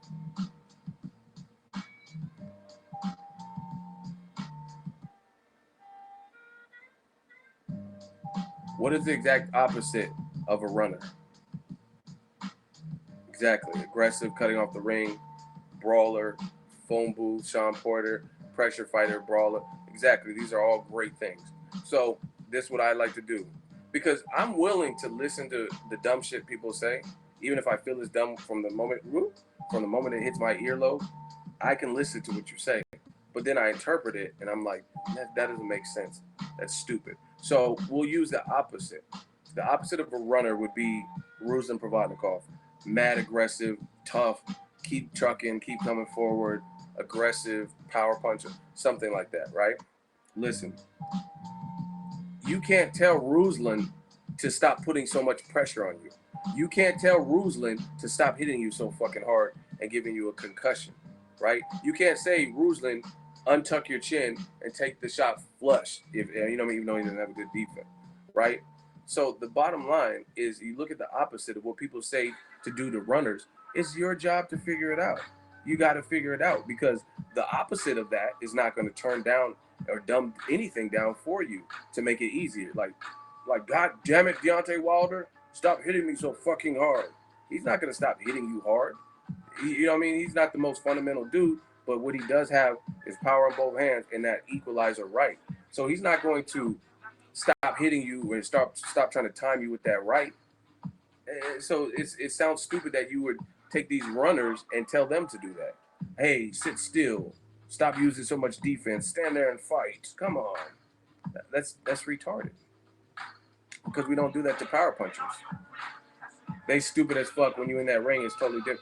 I mean, you already know. You in the Mayweather gym, Chai, so you already know how it goes. But that's what I'm saying. And all this machismo bullshit that y'all be talking, y'all wouldn't do. If you was in a street fight and the motherfucker was a 6'6" and diesel, you know what I'm saying? You're not going to just get in front of him and let him, like, pick you up and then, like, dip you on the concrete. You're going to be trying to keep your distance or something. Otherwise, you might get caught by a big Zangief motherfucker. You know what I mean? You would be trying to use your speed and head movement, figure out how you're going to get in, and then try to hit him with, you know what I'm saying? You're not going to just be like, come on, put him up, when this dude's way bigger than you or stronger. You know, that's just, it's stupid. That running bullshit has been dead. You know what I mean? And again, I keep saying that it's not your responsibility. I look nothing like Rick Ross, but whatever. I'm a boss like Rick Ross. I mean, that's one similarity. Um, Again, it's nobody else's obligation to make your time easier in there. You got people trying to stop throwing haymakers. That would be the equivalent.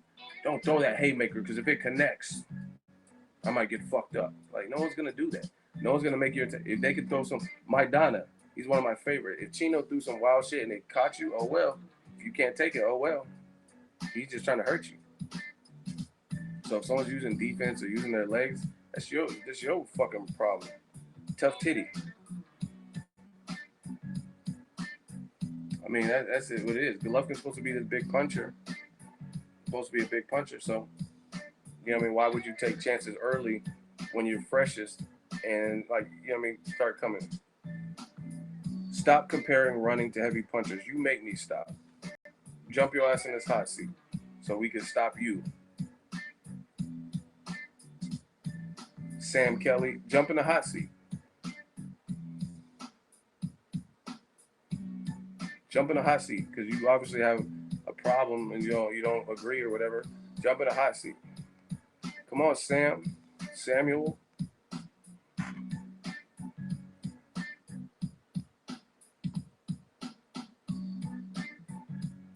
Where's Samuel at?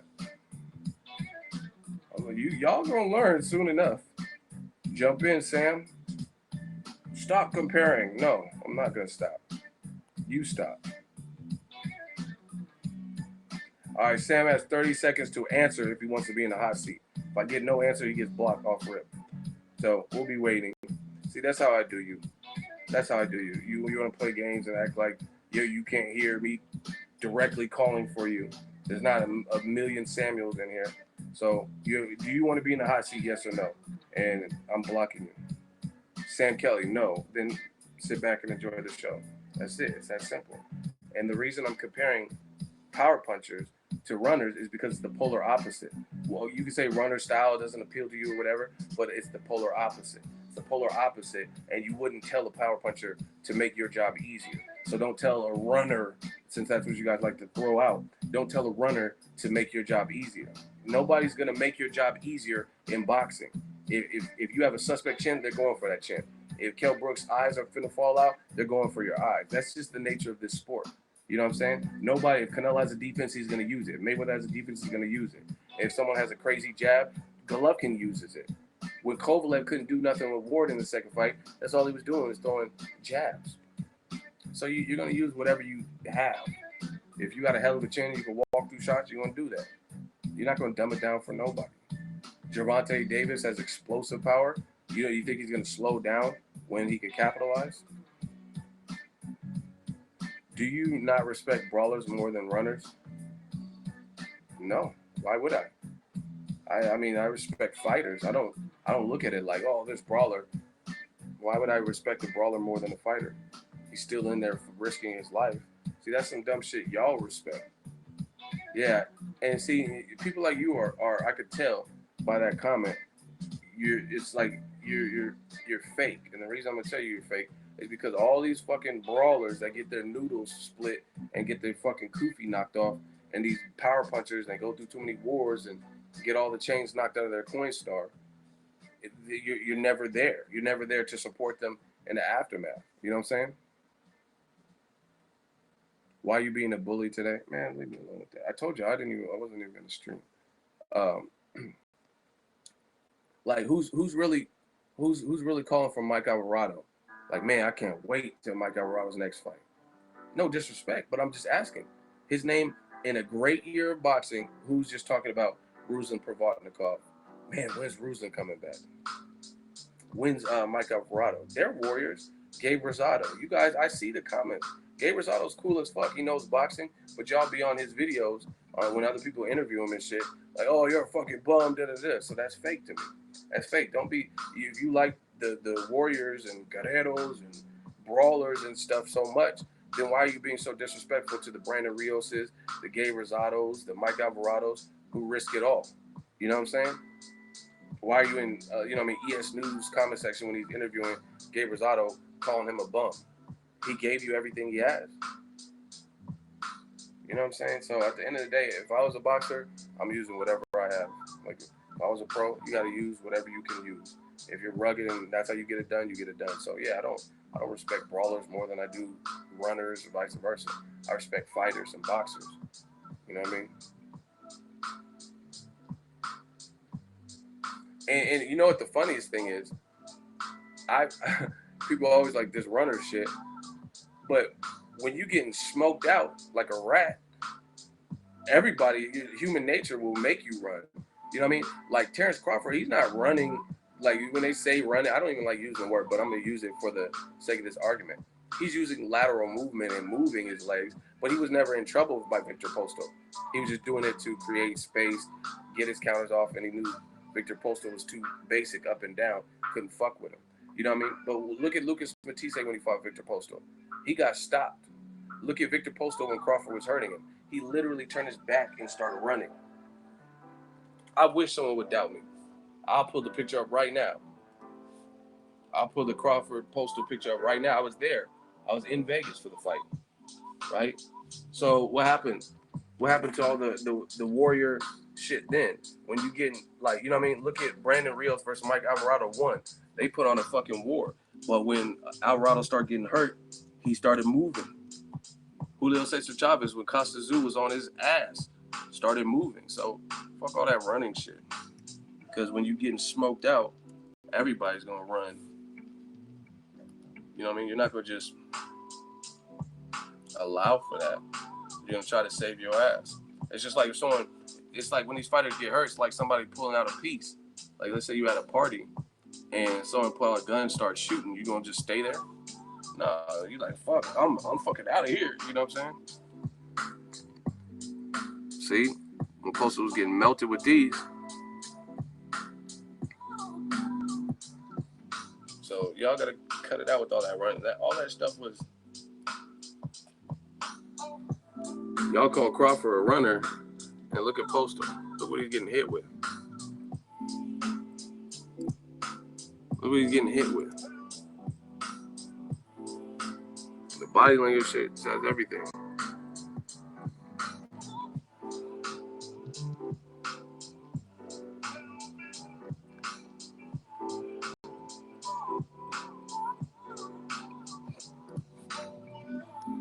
Look at Postal. When Crawford was on his ass. Look, does it look who's running now? It looks like he's trying to run towards him, and look at Postal. And he literally turned his back. He literally turned his back and started evacuating the facility like it was a fire drill. So y'all talk all this tough shit, this run shit. But why didn't he just sit there and trade? Crawford was baiting him to trade in the 12th round. And what do? Retreat. What did Ronda Rousey do when Amanda Nunes and Holly Holm and shit was on her ass? She didn't know what to do in there. Y'all gotta understand boxing. And if you don't, sit back and learn. Or get in that hot seat. Head movement. I can't even scream through my throat.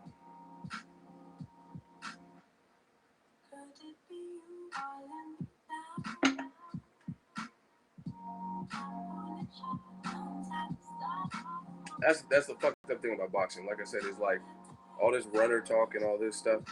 But be there to support the fighter when they lose. And shit, what was Conor McGregor doing when Floyd was on his ass? That man was getting hit, his head rocking all the way back, and he started trying to get space. What happened when Nate Diaz was on his ass? Same shit. But Conor's a warrior, y'all say. You know what I'm saying? You gotta respect these fighters, respect the fight game in general. I never seen Floyd Mayweather do like Nate Diaz. I mean, do like Conor did in the Nate Diaz fight. I never seen him do that. He does it at his own disposal when he wants to use his legs, and then he'll fight in the pocket. Since y'all want to talk this runner shit, look at Diaz, bloodied up, busted up, got dropped like 1 or 2 times or whatever, 3 times in the first 2 rounds. And look at Conor McGregor looking up at the clock. Like, man, fuck that. Look, Stockton slap.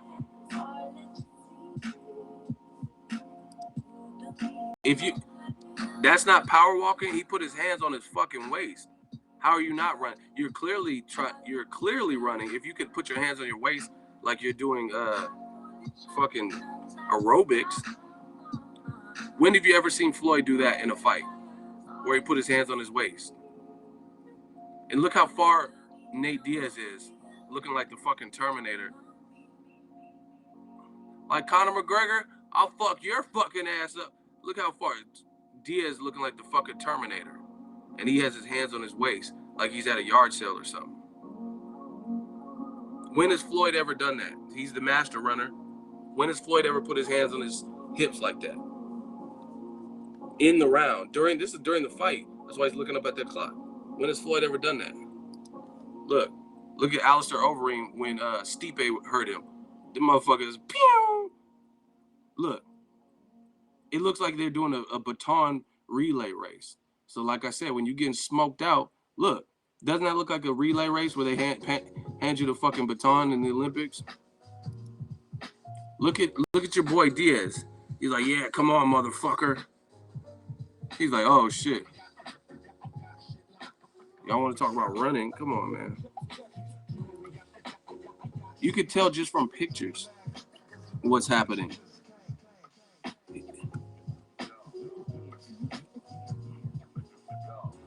Nate Diaz was flipping them off and all types of shit.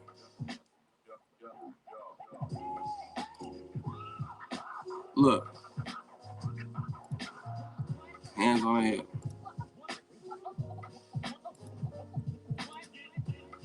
That's not running. That don't. Oh, wow. Look. That's at least a power walk. That's not a run or a power walk?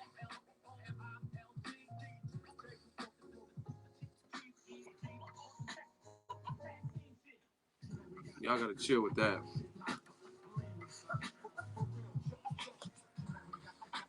You see how easy it is to block y'all? That running shit is done for.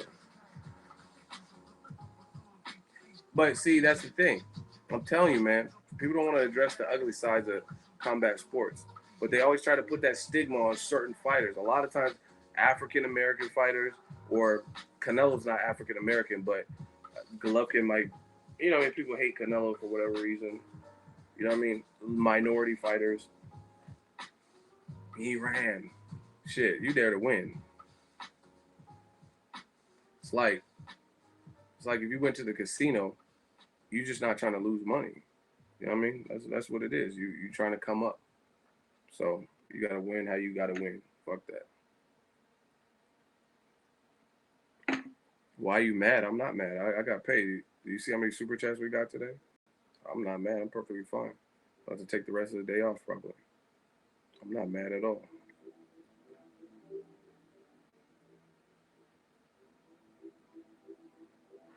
Yeah, I seen Canelo with some chicks after the fight.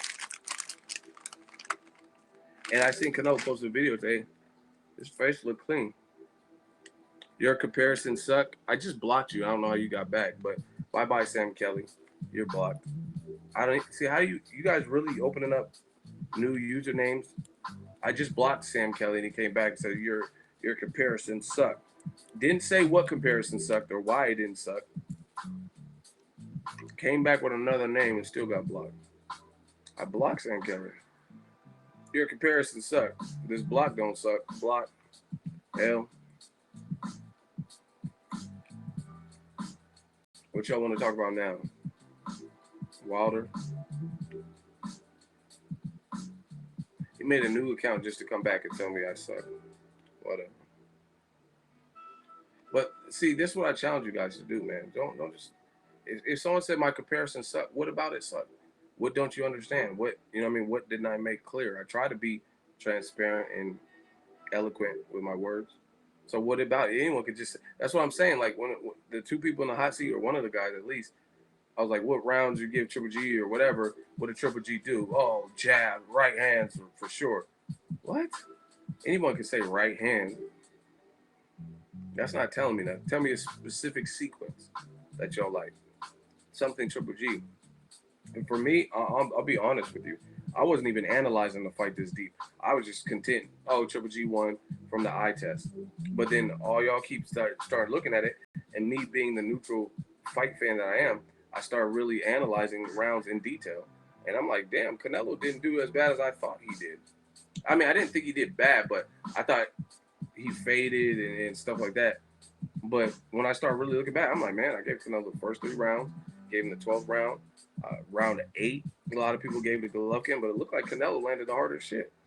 And you got to look at the scoring criteria: effective aggression, ring generalship, defense. Throughout the fight, we know who had the better defense. Hard and clean punches. Who had those? Who had the hard, clean punches?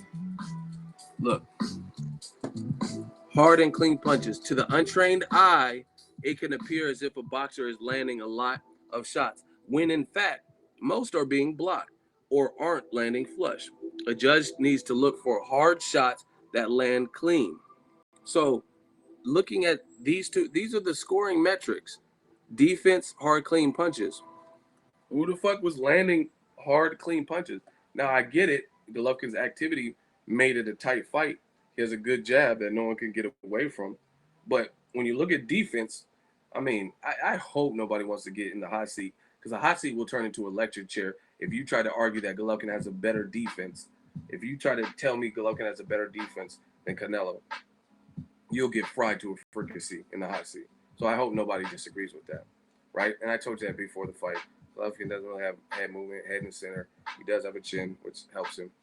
Um, but clearly Canelo had the better defense. These are the scoring metrics, right?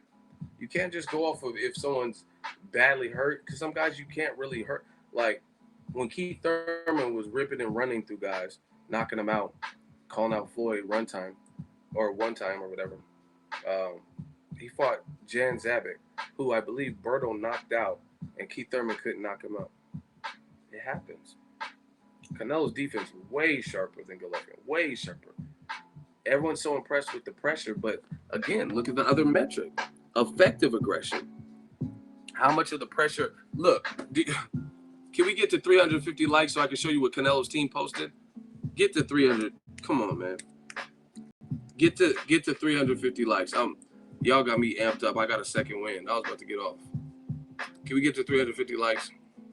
We're gonna look at this shit.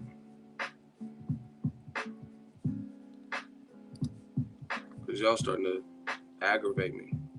Now, okay, again, I'm gonna still watch the fight.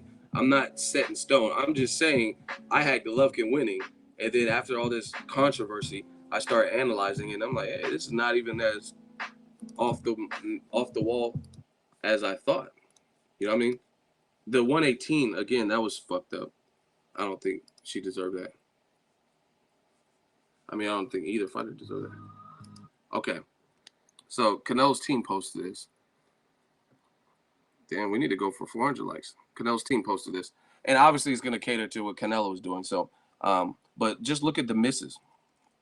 And I ain't talking about girlfriends and wives. Look at the misses. Look, missed. Look. That boy's sweet in there. Fuck what y'all talking about. Look at these misses. Look at, oh, that uppy. And then, oh my gosh, that straight right. That was nice from Golovkin. Look at that uppy. Partial. Look, Golovkin head. Oh my. Look at that body work. That was nice. Look at that up. Oh my gosh. Canelo was landing clean, bro. And throwing more combinations when he did throw. Look at that. Look at Golovkin's defense. Golovkin's not landing clean on him. Look, he's trying to bully him. Look at he missed. It doesn't. Listen, Sony, get in the hot seat. I don't have time for this. Sony, get in the hot seat. Do you accept your challenge? We'll fry you because you don't know what the fuck you're talking about and you keep talking. So Sony, do you want to be in the hot seat? Yes or no? I don't want to hear anything else. I'm in. Okay. So you made one of the most casual comments ever. You said, let me go back to it so I quote you right.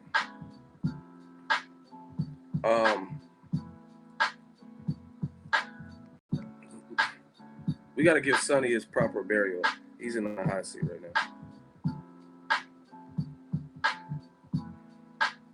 Damn, you guys leaving so many comments, I don't see where it is.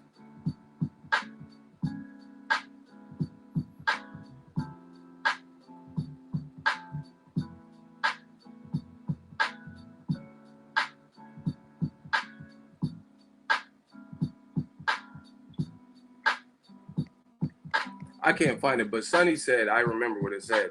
Sonny said, yeah, but he never hurt Golovkin. I think he did hurt Golovkin. Yes, I do. I really do think he hurt Golovkin with the body shot. But your whole point is that he didn't hurt Golovkin. What the fuck does that have to do with anything? I think he did hurt him. But I'm saying, even if, using your logic, even if he didn't hurt him, what does that have to do with anything? And when it comes to scoring boxing, what does you being able to hurt your opponent? Tim Bradley don't hurt a lot of his opponents. That don't mean he didn't win. You know what I'm saying? So once again, what does that have to do with it? Because he didn't hurt Golovkin, and I think he did hurt him. But using your logic, what does that have to do with anything? I'm waiting so you can get this coffin. We got to get these coffins off quicker. So where are you at?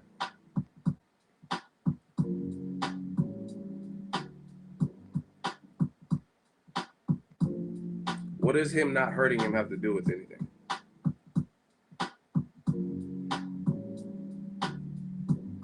Sonny put ego in the coffin. You don't believe that. And that's why it's taking forever for him to reply. How did I get put in the coffin? Because he said he didn't put him up. He didn't hurt Golovkin, and multiple people in here believes that he did. You sound stupid. Where are you at, Sonny? So you can get this coffin. He replied twice. Oh, where? Let me find it.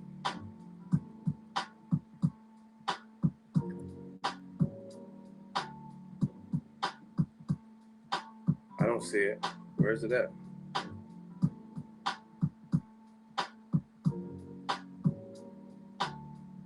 I don't see any reply.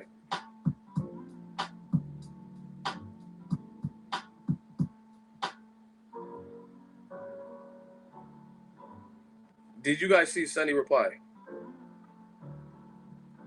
Triple G's jab was on point, yes. Nobody's disputing that.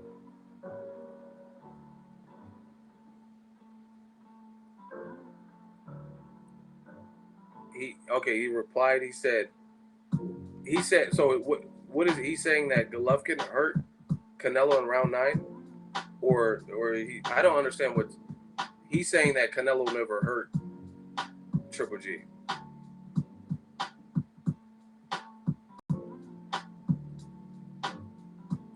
What am I checking round 9 for? That's what I'm trying to understand. Because his whole see, you guys are getting it twisted. His whole argument was that Canelo never hurt Golovkin. And I said, what does that have to do with anything? So what is this whole round 9 thing? I don't understand. Like, his whole argument that Canelo didn't hurt Golovkin. So why are you guys telling me to watch round 9? I don't understand. You guys are missing the whole what he's in the hot seat for.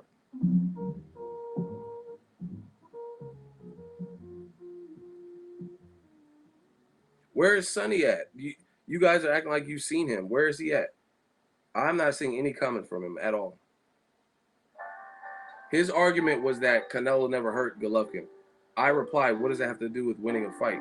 I think Canelo hurt him, but even if you don't hurt your opponent, that don't mean you lost the fight.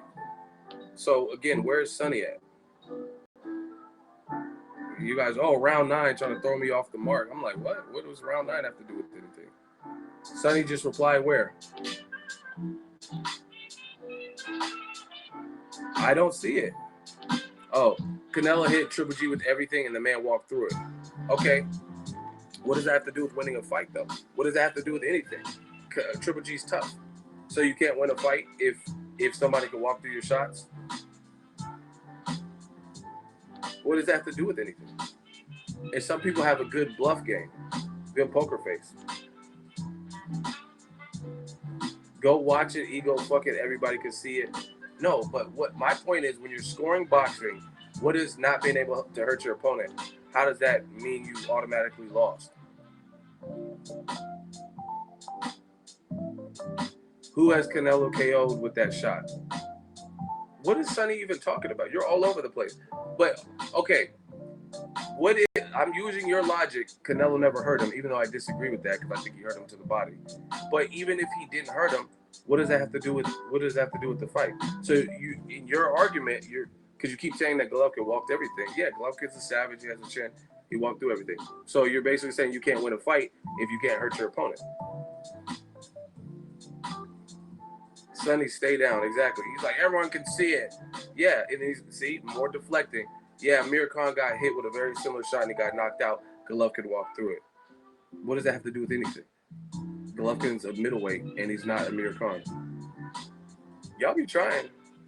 At least I like when y'all squirm a little bit, pause. But you still ain't got no work for me. That hurt it. Okay. Sonny, say one more dumb thing so I can just end this. I just gotta end it. We gotta close the casket so we can go on with the stream. Say one more point you're trying to make so you could I could vote and then we can get you off the island. You don't have to hurt somebody to beat them, which is my whole point. Oh, but Golovkin walked everything. Yeah, he did. He walked through everything. Never got knocked down. Great. One more comment, Sonny. Just end it. End it for us. Because I'm going to prove you wrong right now.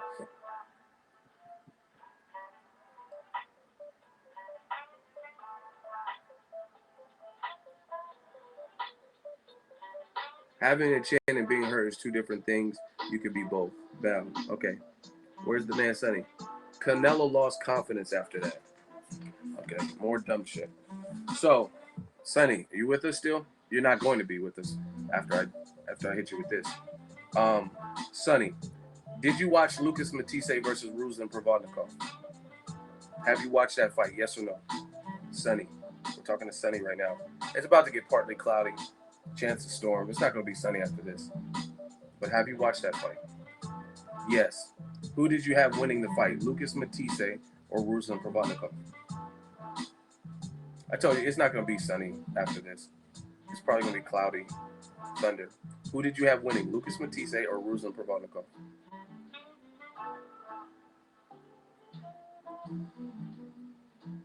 You had Ruslan Provodnikov winning over Matisse, even though they gave the win to Lucas Matisse. Sonny, now you're lying to yourself. You're lying to yourself. Ruslan did good late, but he started off very slow, and he was getting nailed. He was getting fucked up in those first 2 rounds. Let's just be honest. Can we watch some HBO highlight? He was getting fucked up out of there. But Matisse, he won. Right? Hold up. Okay, so this is, see, new media. We don't just say, we prove it. Look at what the shit Matisse was hitting him with early. Look at this. Oh my gosh. Look. Look at his face already busted up. Matisse was hitting him with some shit.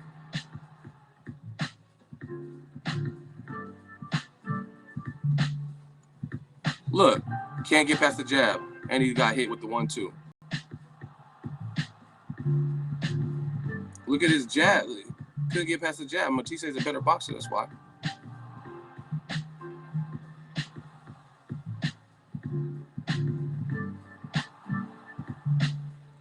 And it wasn't, look at his face. And it wasn't. So, once again, Lucas Matisse clearly won the fight. I picked Ruslan. I thought he would be able to beat him late, but he didn't. But the thing is, Ruslan is tough as fuck, so he was walking through all that shit. Just because he doesn't go down doesn't mean he's hurt. Your body is going to do what it thinks it should be doing. And your nervous system, central nervous system and everything, when you're getting hit with hard shit, why do you think he's peeing blood after the fight? That's because even though he's tough, you can't fool your body. You're not going to be able to fool your body. You're not that fucking tough. That's why Ruslan Provodnikov was pissing blood after that fight. Danny Garcia was pissing blood. Angel Garcia has an interview saying that. So Matisse clearly has cracks. So just because somebody has a good bluff game, a good poker face, doesn't mean that because you can't hurt them, you can't win a fight.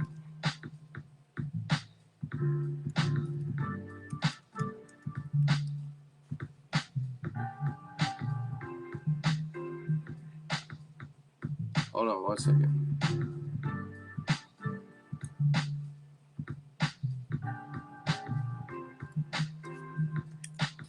Hold on 1 second. I'm just preparing the proper burial for Sonny. We got to get a proper burial for him.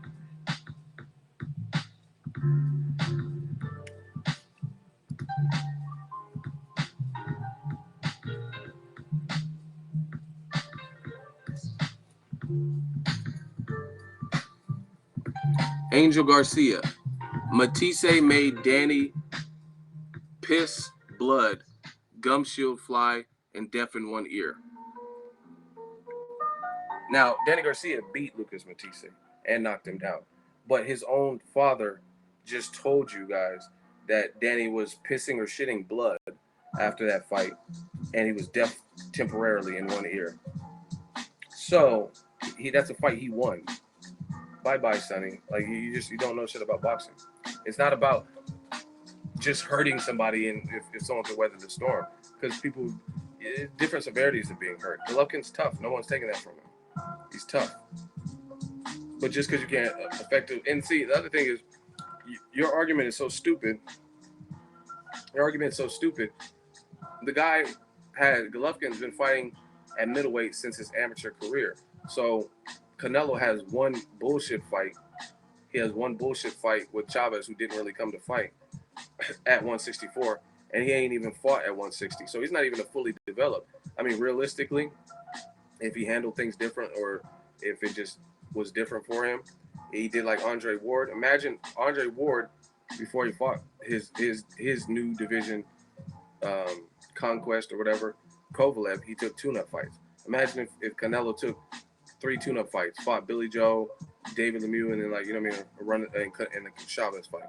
He would have been more acclimated to the weight. Canelo did that pretty much a straight jump because he went past the middleweight division and came back down. But you can count the Chavez Jr. It was over at 160, but Chavez wasn't really fighting. So imagine if Chavez or if Canelo took 3 tune-ups and then fought Canelo like Ward did. Very easy. Now, we got a quick vote. Did Sonny talk his way out of the hot seat? If he did not, put your L's up. If you don't think his whole running and you couldn't hit Golovkin, he couldn't hurt him argument, if you thought that was whack, put your L's up. The fans have spoken. You're getting L's, Sonny. Sonny boy. Told you it wasn't going to be Sonny. Nah, I'm not letting him live. We did that yesterday. Look, the fans are talking. L after L. L and L barbecue. We barbecued you, Sonny. Now, per the rules, you're out of here. I'm telling you, you guys are going to learn one way or another, at least on my channel. All that running and dumb shit, and he didn't hurt him. So you can only win a fight if you can hurt your opponent. Stupid. Floyd didn't knock down Robert Guerrero, but he dogged him. I think he hurt him, but I mean, even if he didn't, bye-bye, Sonny. L blocked. Thank you for playing the hot seat. You don't just win fights. You don't win fights just because you're able to hurt your opponent. And beyond that, I think Canelo actually did hurt Golovkin to the body. So that really should be 2 L's because he's saying he didn't hurt him. But, I mean, I thought Canelo clearly hurt him. But, yeah, I mean, there's tons of tough guys in boxing. I mean, do we really have to do this? Tons of it. Gabe Rosado got stopped by Angulo, but he never got stopped. He wasn't getting stopped by Jermell Charlo, who's stopping guys. Peter Quillen, he ended on, like, cuts. David Lemieux, his face was cut up, so he kind of got stopped. Martin Murray did. You know what I'm saying? It's not just about stop. That's all that casual shit, that Skip Bayless shit y'all be on.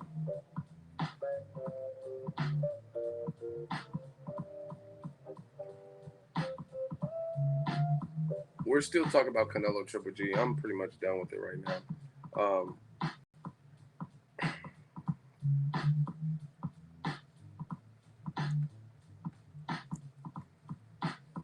Man, we bodied people in the hot seat last 2 days.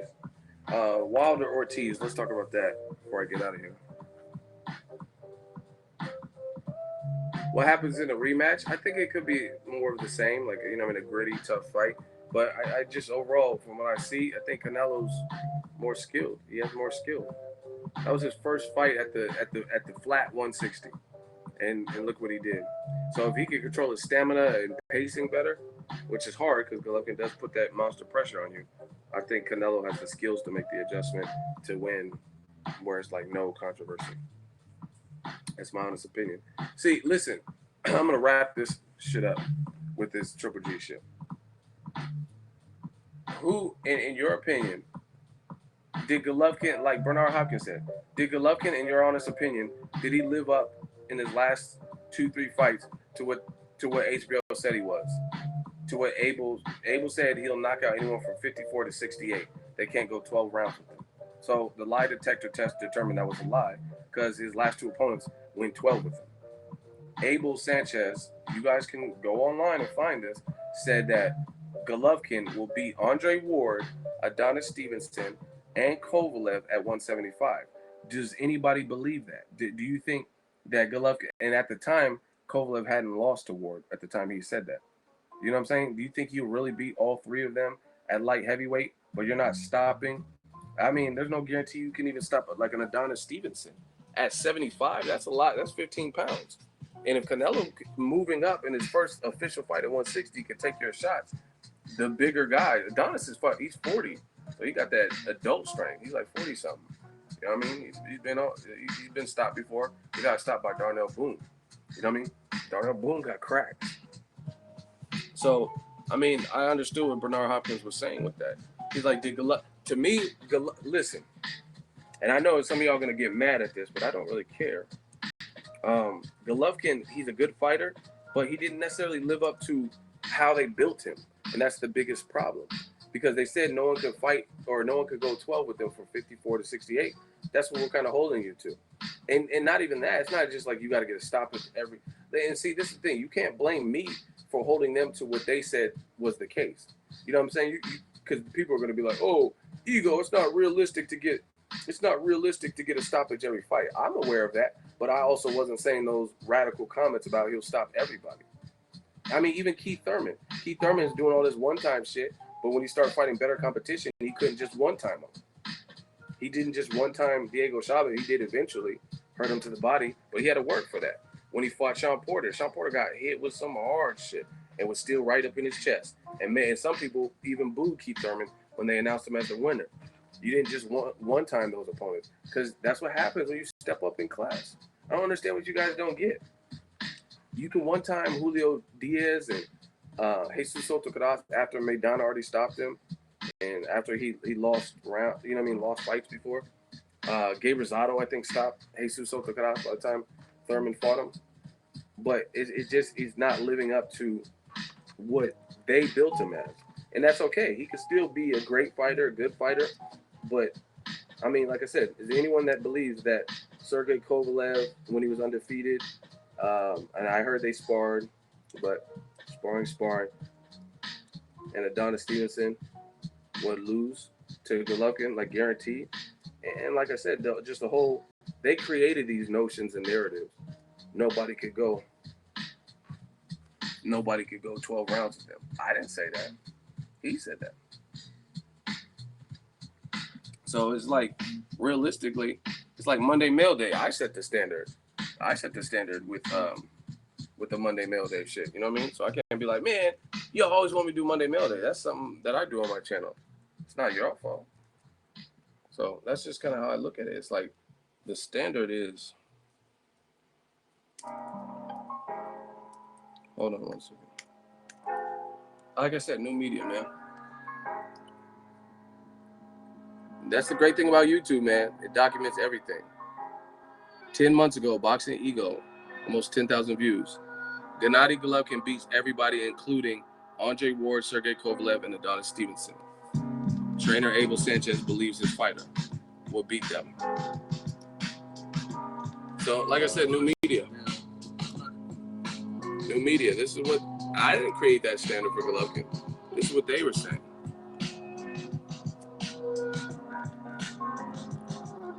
So, I mean, that's what we have to go off of. And to me, guy coming up in weight, like I look, here's an example. I told this, I was on the phone with Troy King yesterday, and I said this. Listen to me. Well, listen to what I say carefully. Let me take a sip of water.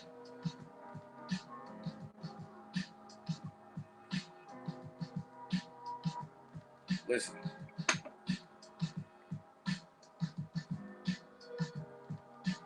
Listen. All right. So Floyd Mayweather, we all know he's a great boxer. You can't really take, you can domestic violence, you can go whatever you want, but you can't take that away from him. He's a great boxer. Now, this is the thing.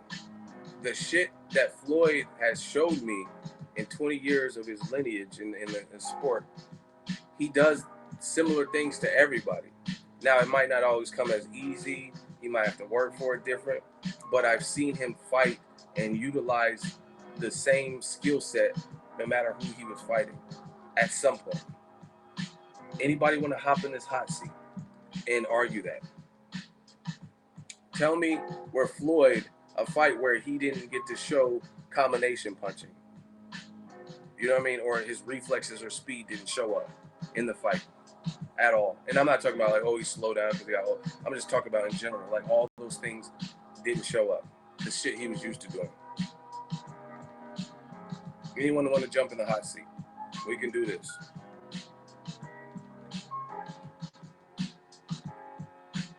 Exactly. See, no one wants to scrap or no one wants to jump in a hot seat with these topics. Floyd is okay. You just stepped up. Mad Mott's. Floyd is boring as fuck. You're in the hot seat. Do you accept your challenge? Because we're not doing this. I tell you, you just you stepped up. Do you accept your challenge? Mad Mott's or whatever your name is.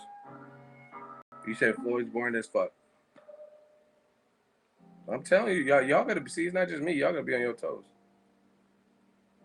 Okay, John Mendoza. He's boring. Do you want to step up? Y'all can tag team, whatever y'all want. Macho Man, Hulk Hogan, and then y'all both will get blocked the same.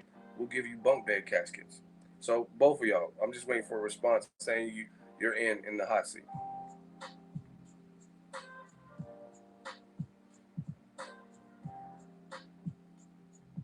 Where? Come on, y'all both could get it. He's boring. Okay, so I'm just gonna ask you some questions. Why is it taking so long? Like usual. I'm not talking to anybody else. No disrespect. Until we get this. And I'm telling you guys, the rule is you got to tell me yes or no. If you say no, I'm off your back. And that's it. You just survive. You conceded, so you're out the hot seat. If you don't reply, I will go back and find your name and then just block you anyway for wasting everybody's time. So you got to at least give me the courtesy to let me know that you want to be in the hot seat or you don't. Because like I said, I'm not no bully. I'm not going to force someone to be in the hot seat. That would be rape. Mad Mott's and whoever the other person was. And I could just go through the chat and find it.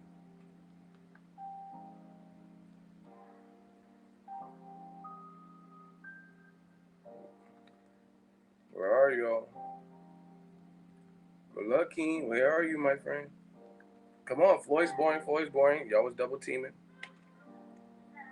Okay, Matt Mutz. I refuse to buy his pay per view because he is not entertaining.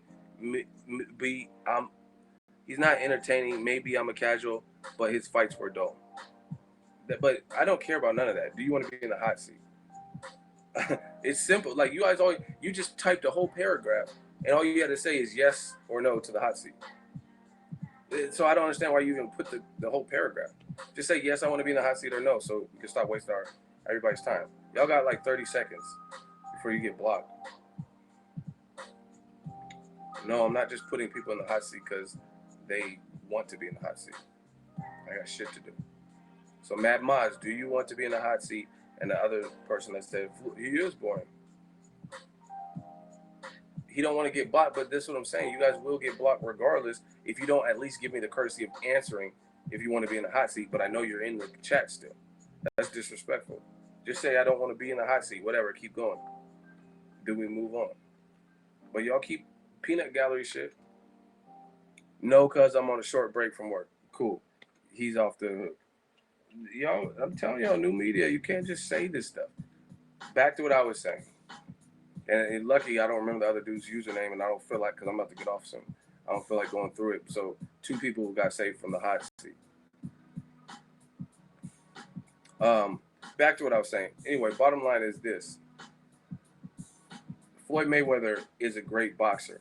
And I don't care if you say he's boring, all that. He knows what he's doing in there. That's evident. When have you ever seen a fight where his skills didn't show up? Like stuff he normally would do, he showed you none of that.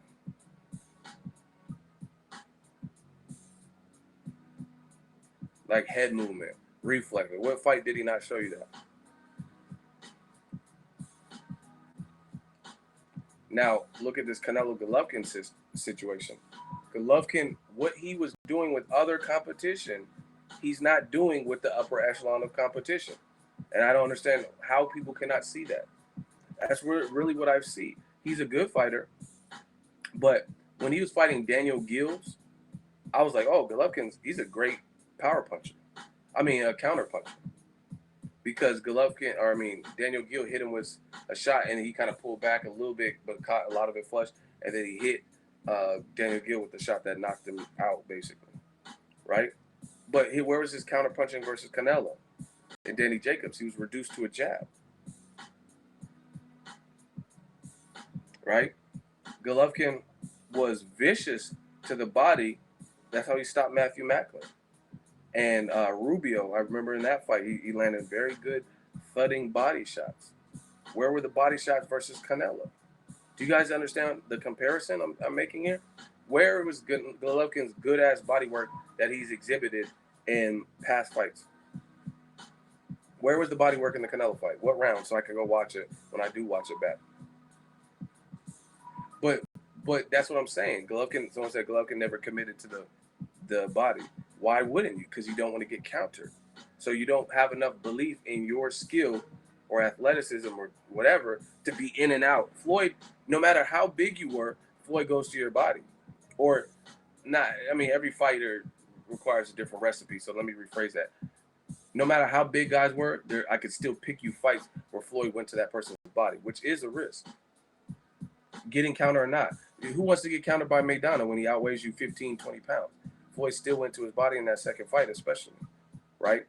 Fighting against Zab Judah, who has speed in the southpaw. He still went to Zab Judah's body and was beating the fuck out of his body, right? So Floyd consistently will show you that no matter who he's in there with. Golovkin, it seems when he's fighting, at least his last two fights, when he's fighting guys who have known, I guess, somewhat of a chance, not 80-1 underdogs, he fights different. Works behind the jab, things like that. Like I said, where was the counter punching in this fight from Golovkin, and where was the body attack that he's known for? And where was the hard punches that just like rocks you so bad you get out of there? All that stuff changed in his last two fights. He got Danny Jacobs down, but he couldn't keep him down. He could never reduplicate that. Same thing with Kovalev Ward. Kovalev, he usually hurts Pascals and shit, and they're done for. But when you step up in that competition, it's different. The competition gets harder, and they challenge different things at you. So that's just what it is. Like I said, where was the body attack? That's one of okay, listen. If I'm Golovkin and I have Golovkin all his attributes, why not go to Canelo's body, who was clearly fatigued in that fight? Why not go to his body? This is the guy who's coming up, who showed stamina issues in past fights. He just fought at 164.5 and now moving back down. Why not go to his body? Top sport boxing number. Do you want to be in the hot seat? Again, we don't play those games. You said Jacobs and Canelo ran. Do you want to argue your point in the hot seat? This will probably be my last hot seat. I'm sick of destroying y'all. So once again, that's to top spot boxing. We'll see if you're the top spot. Jacobs fell to his knees after Triple G. Once again, do you want to be? He was drained. Once again, do you want to be in the hot seat? Stop putting a bunch of other stuff and tell me if you want to be in the hot seat. Jacobs was fighting to survive. Do you want to be in the hot seat? All these other comments are unnecessary. Do you want to be in the hot seat?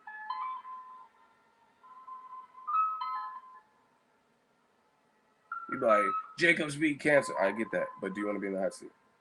But Jacobs likes Dairy Queen. We understand. Do you want to be in the hot seat? Every single time. This is every single time it comes to a hot seat, because now there's something that's at risk. It's top spot. We'll see if you're the top spot. Listen, you got one more reply, and if it's not a yes or no to the hot spot, you're getting blocked. There's just you're wasting everybody's time, and we got to keep this thing going. New media, well, you're out of here because you're just putting too much extra stuff, and you won't say yes or no. So we don't have time for that. L block. Move on. You're the top spot, but you blocked. And I guarantee if I go to your page, you don't have the top spot number of subscribers. Run along. But see, that's how we deal with trolls. Do you want to be in the hot seat? Yes or no? But Danny Jacobs was on his bike. Do you want to be in the hot seat? That's fact. Do you want to be in the hot seat? Man, it's partly cloudy. Do you want to be in the hot? Every single time. It's never a quick response. It takes forever. It's a deflection. They're putting paragraph. Why are you putting a paragraph? Just put if you want. Why it takes you longer to put a whole paragraph than it does to say yes or no. Do you want to be in the hot seat? Man, I like Super Nintendo over Sega Genesis. None of that matters. Only thing that matters, we get television when it gets to this hot seat. Canelo went to Golovkin's body, yes, but I think he should have did it more consistently in the second half. but he definitely went to Golovkin's body, especially early. Golovkin did not really. It was really a jab, and he was missing. He was really reduced to a jab. Whether you had him winning or not, in his fight with Jacobs, the monster from Kazakhstan, who showed you all these things like the power punching, combination punching, um, body punching, countering ability, those things did not show up in the last two fights. And if they did, it was a small fraction of what it looked like versus Macklin and Rubio. He was letting his hands. That's because he didn't respect them. He didn't respect them guys, and or they didn't have the what it took, and he knew that to offset him. But the echelon of competition raised. So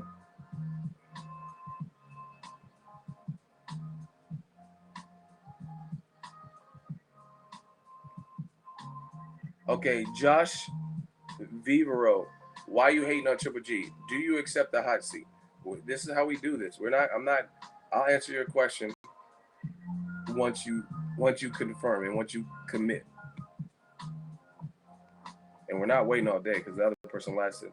Once again, Josh Vivero, do you accept the hot seat? If you lose, you're blocked. You're out of here. This is how we do it. I mean, you guys can type all that far out shit.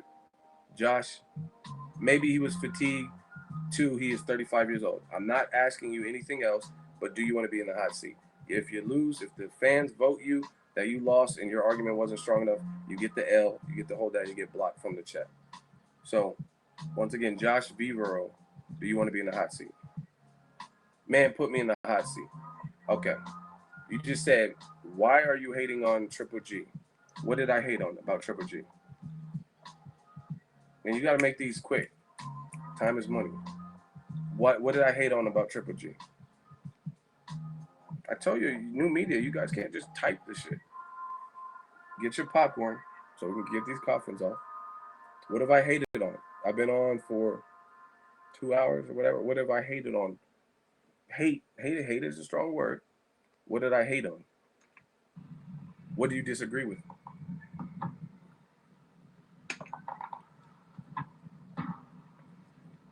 Vivero, yo, we waiting. He said, put me in the hot seat. I asked you a direct question. In my opinion, it's a simple question, especially if you put the comment that you were hating. I'm hating on Triple G, so you should know what provoked you to put that comment. Very simple. What have I hated on about Triple G? What do you disagree with? That's my only question.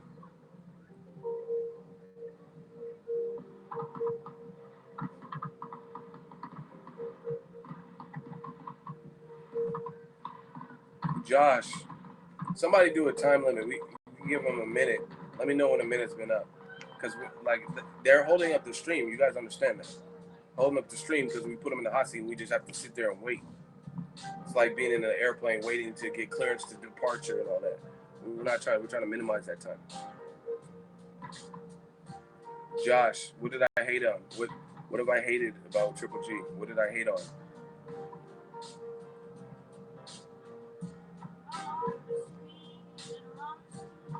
You're also boastful and have so much to say. And then when it in the hot and then you say get me in the hot seat. Joshua Vivro, you say yes, but I asked you a question. What do you mean yes? There's no yes to it. What did I hate on about Triple G? What do you disagree with? He just put yes. Somebody count down from 30 in 5-second intervals. Josh, your time is running out. Like 30, 25, 20, and so forth. He said, I hated. I asked him a question. He said yes. What does that mean? What's your point? No. Is you don't ask me. You can ask me whatever you want after you answer my point. But you're not. Your time's run out, so you're not going to make it. So my question is, you said you're hating on Triple G. Why are you hating on Triple G? What do you disagree with? What have I hated on about Triple G? So stop asking questions and putting one word response to yes. Tell me what I hated on.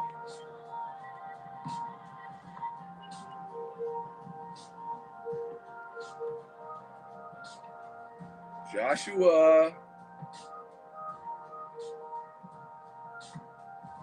Josh is passive aggressive.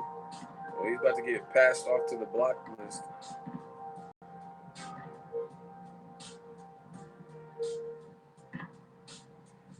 Someone said, damn, you have to be in the hot seat for this. It's a hot seat. What can I say? Now, no, I'm not going to just block him. I'm going to leave it up to the fans. Okay, Josh, your time ran out, and now you want to respond. You said you putting Triple G in the double standard. Explain that, but you literally only have 25 seconds because you already got counted out, and then you want to put a response. So, what double standard did I put Triple G in? 25, 20. I'll do the counting. 15.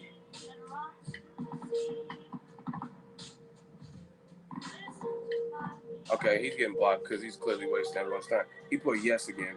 So I didn't have to vote. I was going to vote, but I mean, that his answer, putting yes and stuff, you just waste everyone's time. Block L, we move on. Josh, you couldn't make it. Put your L's up. Everybody put your L's up. Like I said, at any given moment, y'all got to be ready for this gladiatorial stuff. I'm a hater. That's fine. If that's what you feel. But explain it. Explain it to the people. There's nothing else you can do. Like, let's say it's politics. If it's two presidential candidates who are supposed to be going up, and they're like, oh, I have a game plan, then you have to put it into action. What do you plan on doing about the deficit? What do you plan on doing on health care? You know what I mean? You can't just say yes. And they're asking you direct questions. Yes. Yes, I'm here. Like, okay, we know. We know you're here.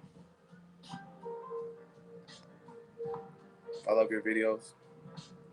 And see, now, this funny thing is, ever since I introduced a hot seat, I see people begging to get in the hot seat and, like, just trolling and stuff. You get the block off top because I'm the captain of this ship. You don't run it. You don't think, some people think they're just going to put something crazy to get a rise out of me. But it doesn't work like that. There's so many comments that I see going up and down that are easily hot seat worthy. But I'm not picking you because I could tell you want to be picked. You know what I'm saying? You're too desperate. So just a little head sight or insight or whatever. They're like, yeah. Pray for Mexico, most definitely. Yeah, begging for the hot seat. It's not. We're not just disagreeing for the fact of for the sake of argument. It's just if we do disagree, let's talk about it. And you should be able to explain why you disagree in the whole nine. Ego Rigonal Lomachenko. I mean, what do you want me to say? It's a great fight. I'm happy for it. Hopefully they can get at least a couple good fights on the undercard. Ego, you 1,000. I'll try.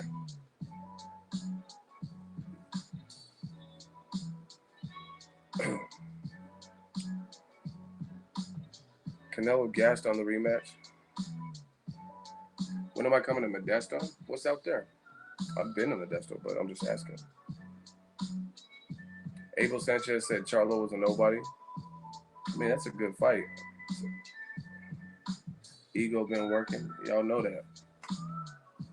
Man, I want to come to Texas for a good fight. Like Canelo versus Liam Smith, it's not worth it, to be honest, for me.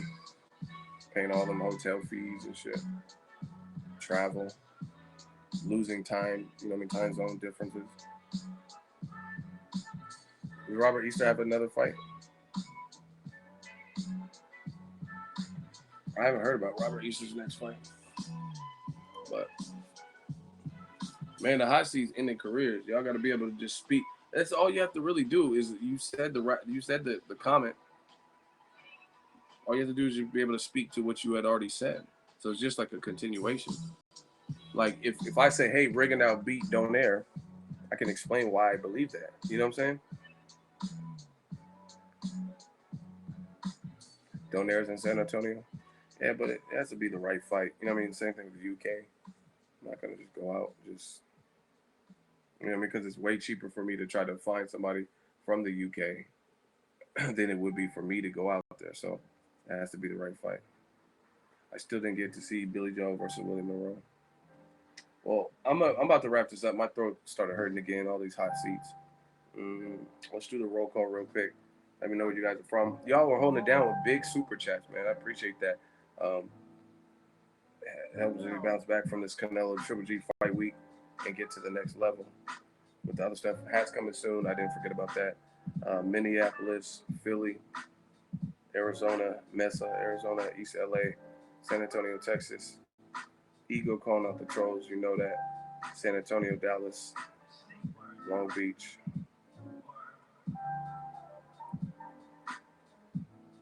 Ego, what makes you think you know boxing? Normally, I don't answer stupid questions, but ask the fans. It's not even a question for me. If you have 100,000 subscribers from the ground up, no cosigns, and you probably know a little something. Um, you know fighters, you probably know a little something. If you can have conversations and the fighters are giving you shout outs, you probably know a little something. But no more questions like that. Birmingham, UK, Modesto, Dallas, Toledo, now open. AZ again, San Antonio, 215, 340 Vegas, Tacoma, Vancouver, South Carolina, 340, Seattle, Los Angeles, South Central, LBC, Vegas, Boston, Philadelphia, Phoenix, Houston, Tupac lives. Eagle Valley lives too. Placencia, 702, Pittsburgh, California. Pittsburgh's kind of hood. I like Pittsburgh, Antioch and Pittsburgh. Toledo, Compton, Preston, England, Lincoln. Yeah, man, boxing's been on a tear. Great year. I think we're smashing, like you guys seen the title. Jamaica, shout out to y'all. I think we're killing the UFC. Killing. UFC got too much going wrong. From controversial fights, like I didn't watch it, but Amanda Nunes, her rematch, I heard it was really controversial. The first time Amanda Nunes pulled out a fight, she got sick. Khabib Nurmagomedov was supposed to fight Tony Ferguson. He got ill, couldn't make weight or whatever, got dehydrated. Conor McGregor's getting knocked out in boxing by Mayweather. Shout out to Spain, Colton, California. John Jones had a great comeback win after 2 years and then tested positive. You know what I mean? So we haven't had that many problems like that in boxing.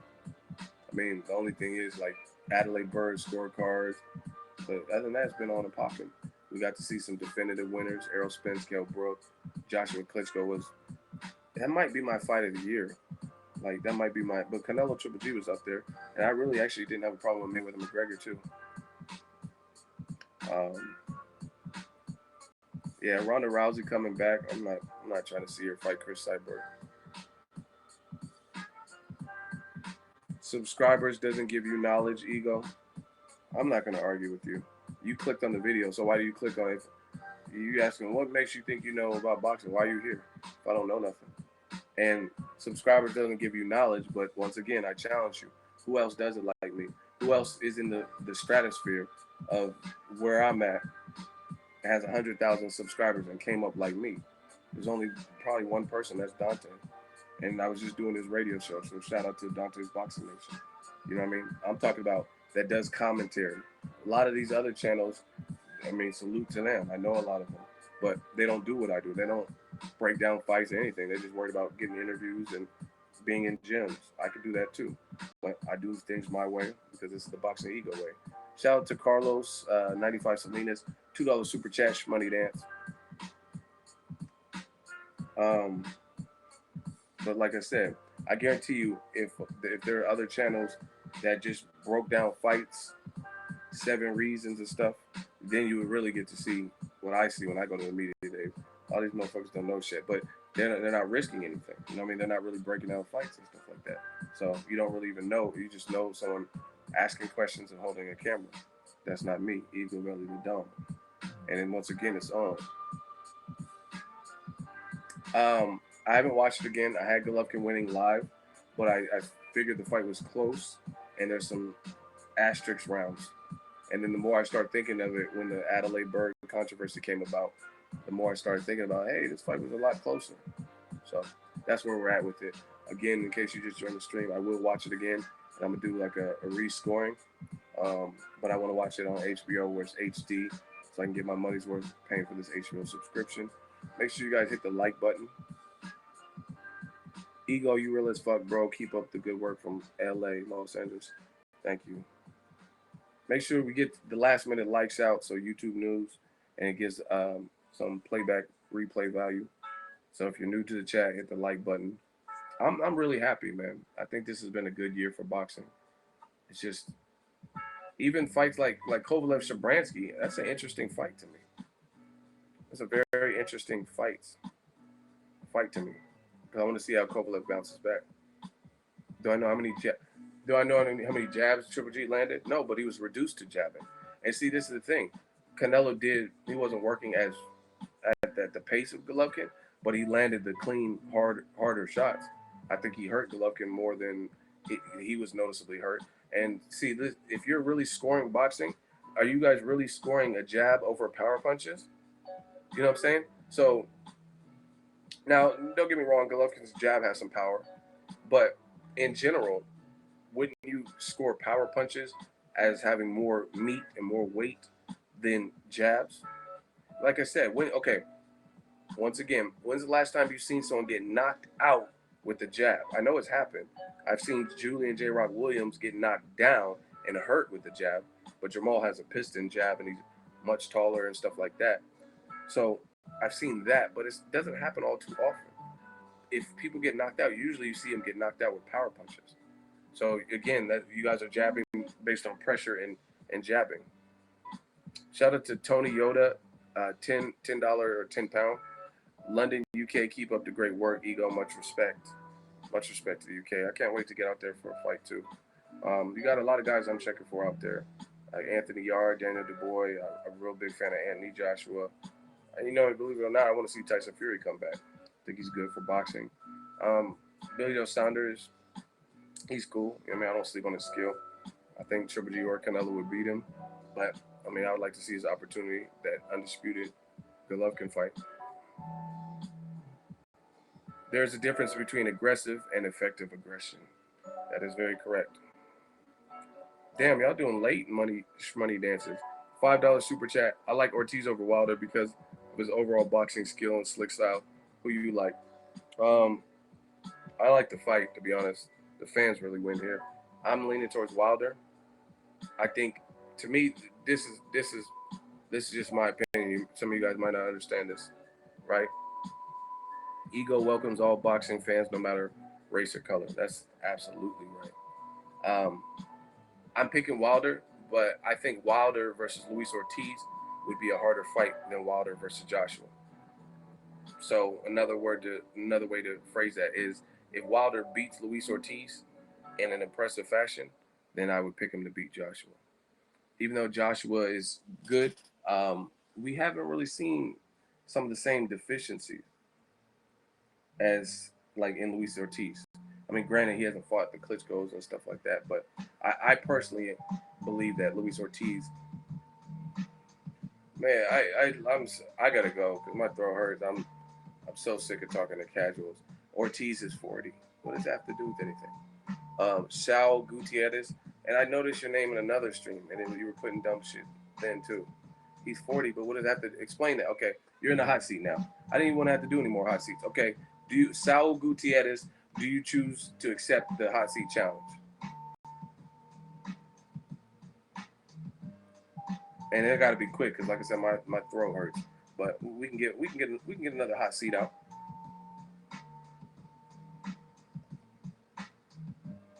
Hat's coming soon. But this is about Saul Gutierrez. Do you want to be in the hot seat? Yes or no? He said yes. I got to see it because I didn't see it. Okay, he said yes. All right. Now, Luis Ortiz is, I think he's 30-something. I think he's 38. But you said he's 40. Whatever. We'll just take your word for it. So what does that have to do with anything? Explain what you explain. So opening statements, explain. Yeah, exactly. See, I didn't even look at anything and someone corrected and said he's 38. But whatever. He's 38 through 40. Roughly. You rounded up 2 years. No biggie. You put him in dog years. No biggie. Whatever. So what does that have to do with anything, Mr. Gutierrez? So what's your basis? What's your point? So I can give you your coffee. Why did Canelo fight Golovkin? So in the midst of talking about Luis King Kong Ortiz, which you falsely quoted at 40, and to your credit, sometimes we don't know the Cuban's true age because of how they defect. But anyway, in the midst of talking about Wilder Ortiz and being in the hot seat, you bring up Canelo Golovkin. That deserves an instant block because you really aren't even abiding by the rules. So I'm gonna give you one last opportunity. What does Luis Ortiz being 40, as you say, have to do with anything? Which is in fact 38, or that's what he's documented on. That's what he's listed as.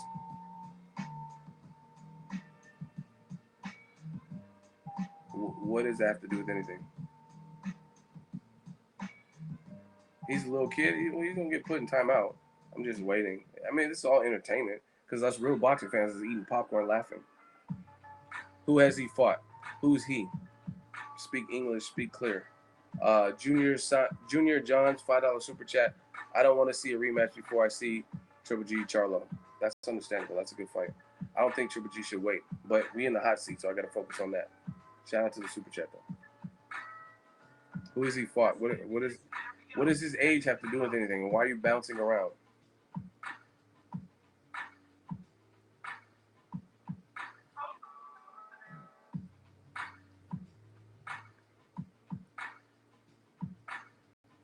The king boxer, why'd you put him in timeout? He was in the hot seat. He wasting time. Well, see, we're done with them. That's what I'm saying. Like, every time you guys say, yeah, put me in the hot seat, and then you just take forever. Yeah, but moderators, admins, if I gave you the power, don't abuse the power.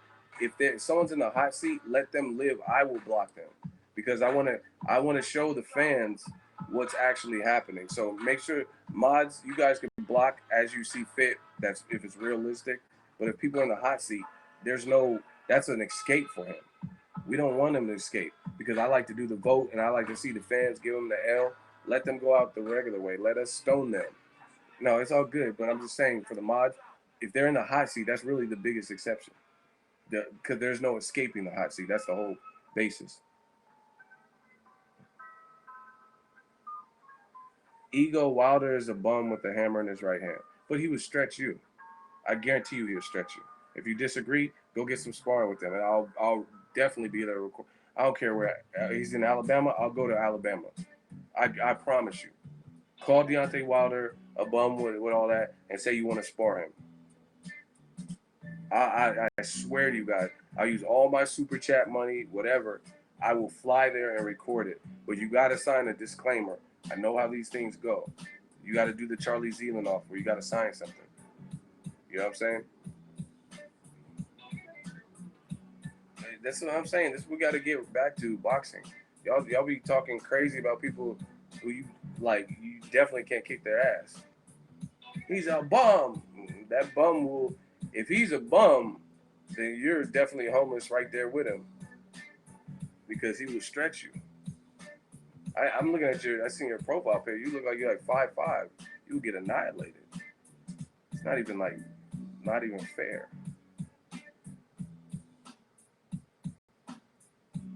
You should box the other YouTuber. I don't have to. Why y'all want me to fight other YouTubers? I'm cool with that. I was just talking to Ellie the other day.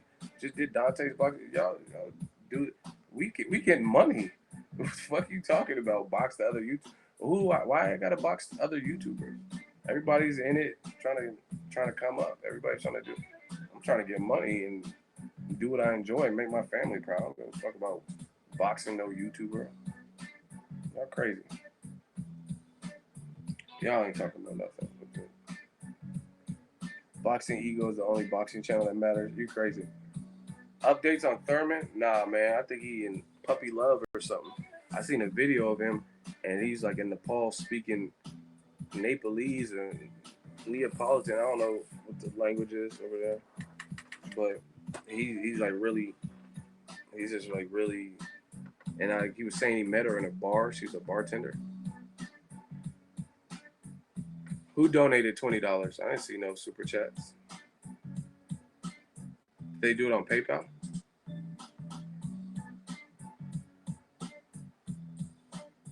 I don't see any super chats that I missed.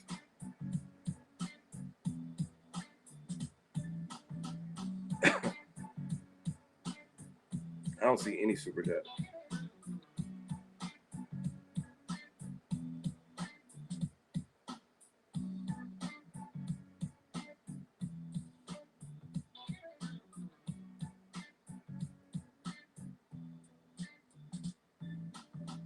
Oh, someone said he put no.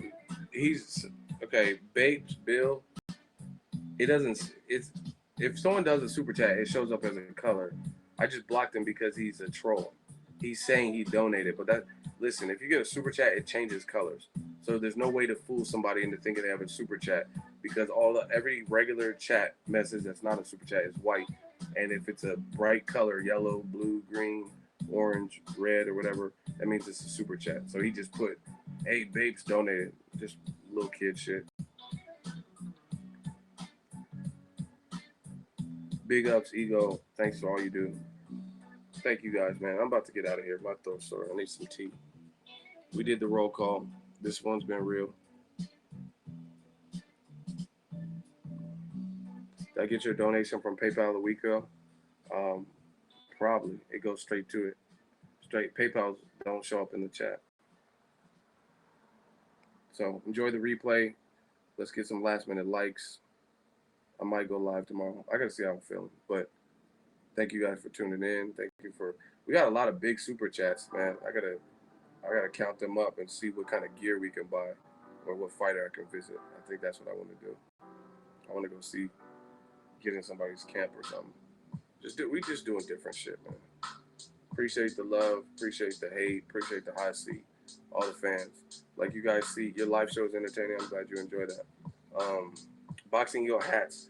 That yeah, I might even take a break tomorrow, especially if my throat's fucked up. If I can't get this hat shit done, so I got some stuff to work on. But you guys are motivating me, and we'll get to the next level. Peace out, everybody.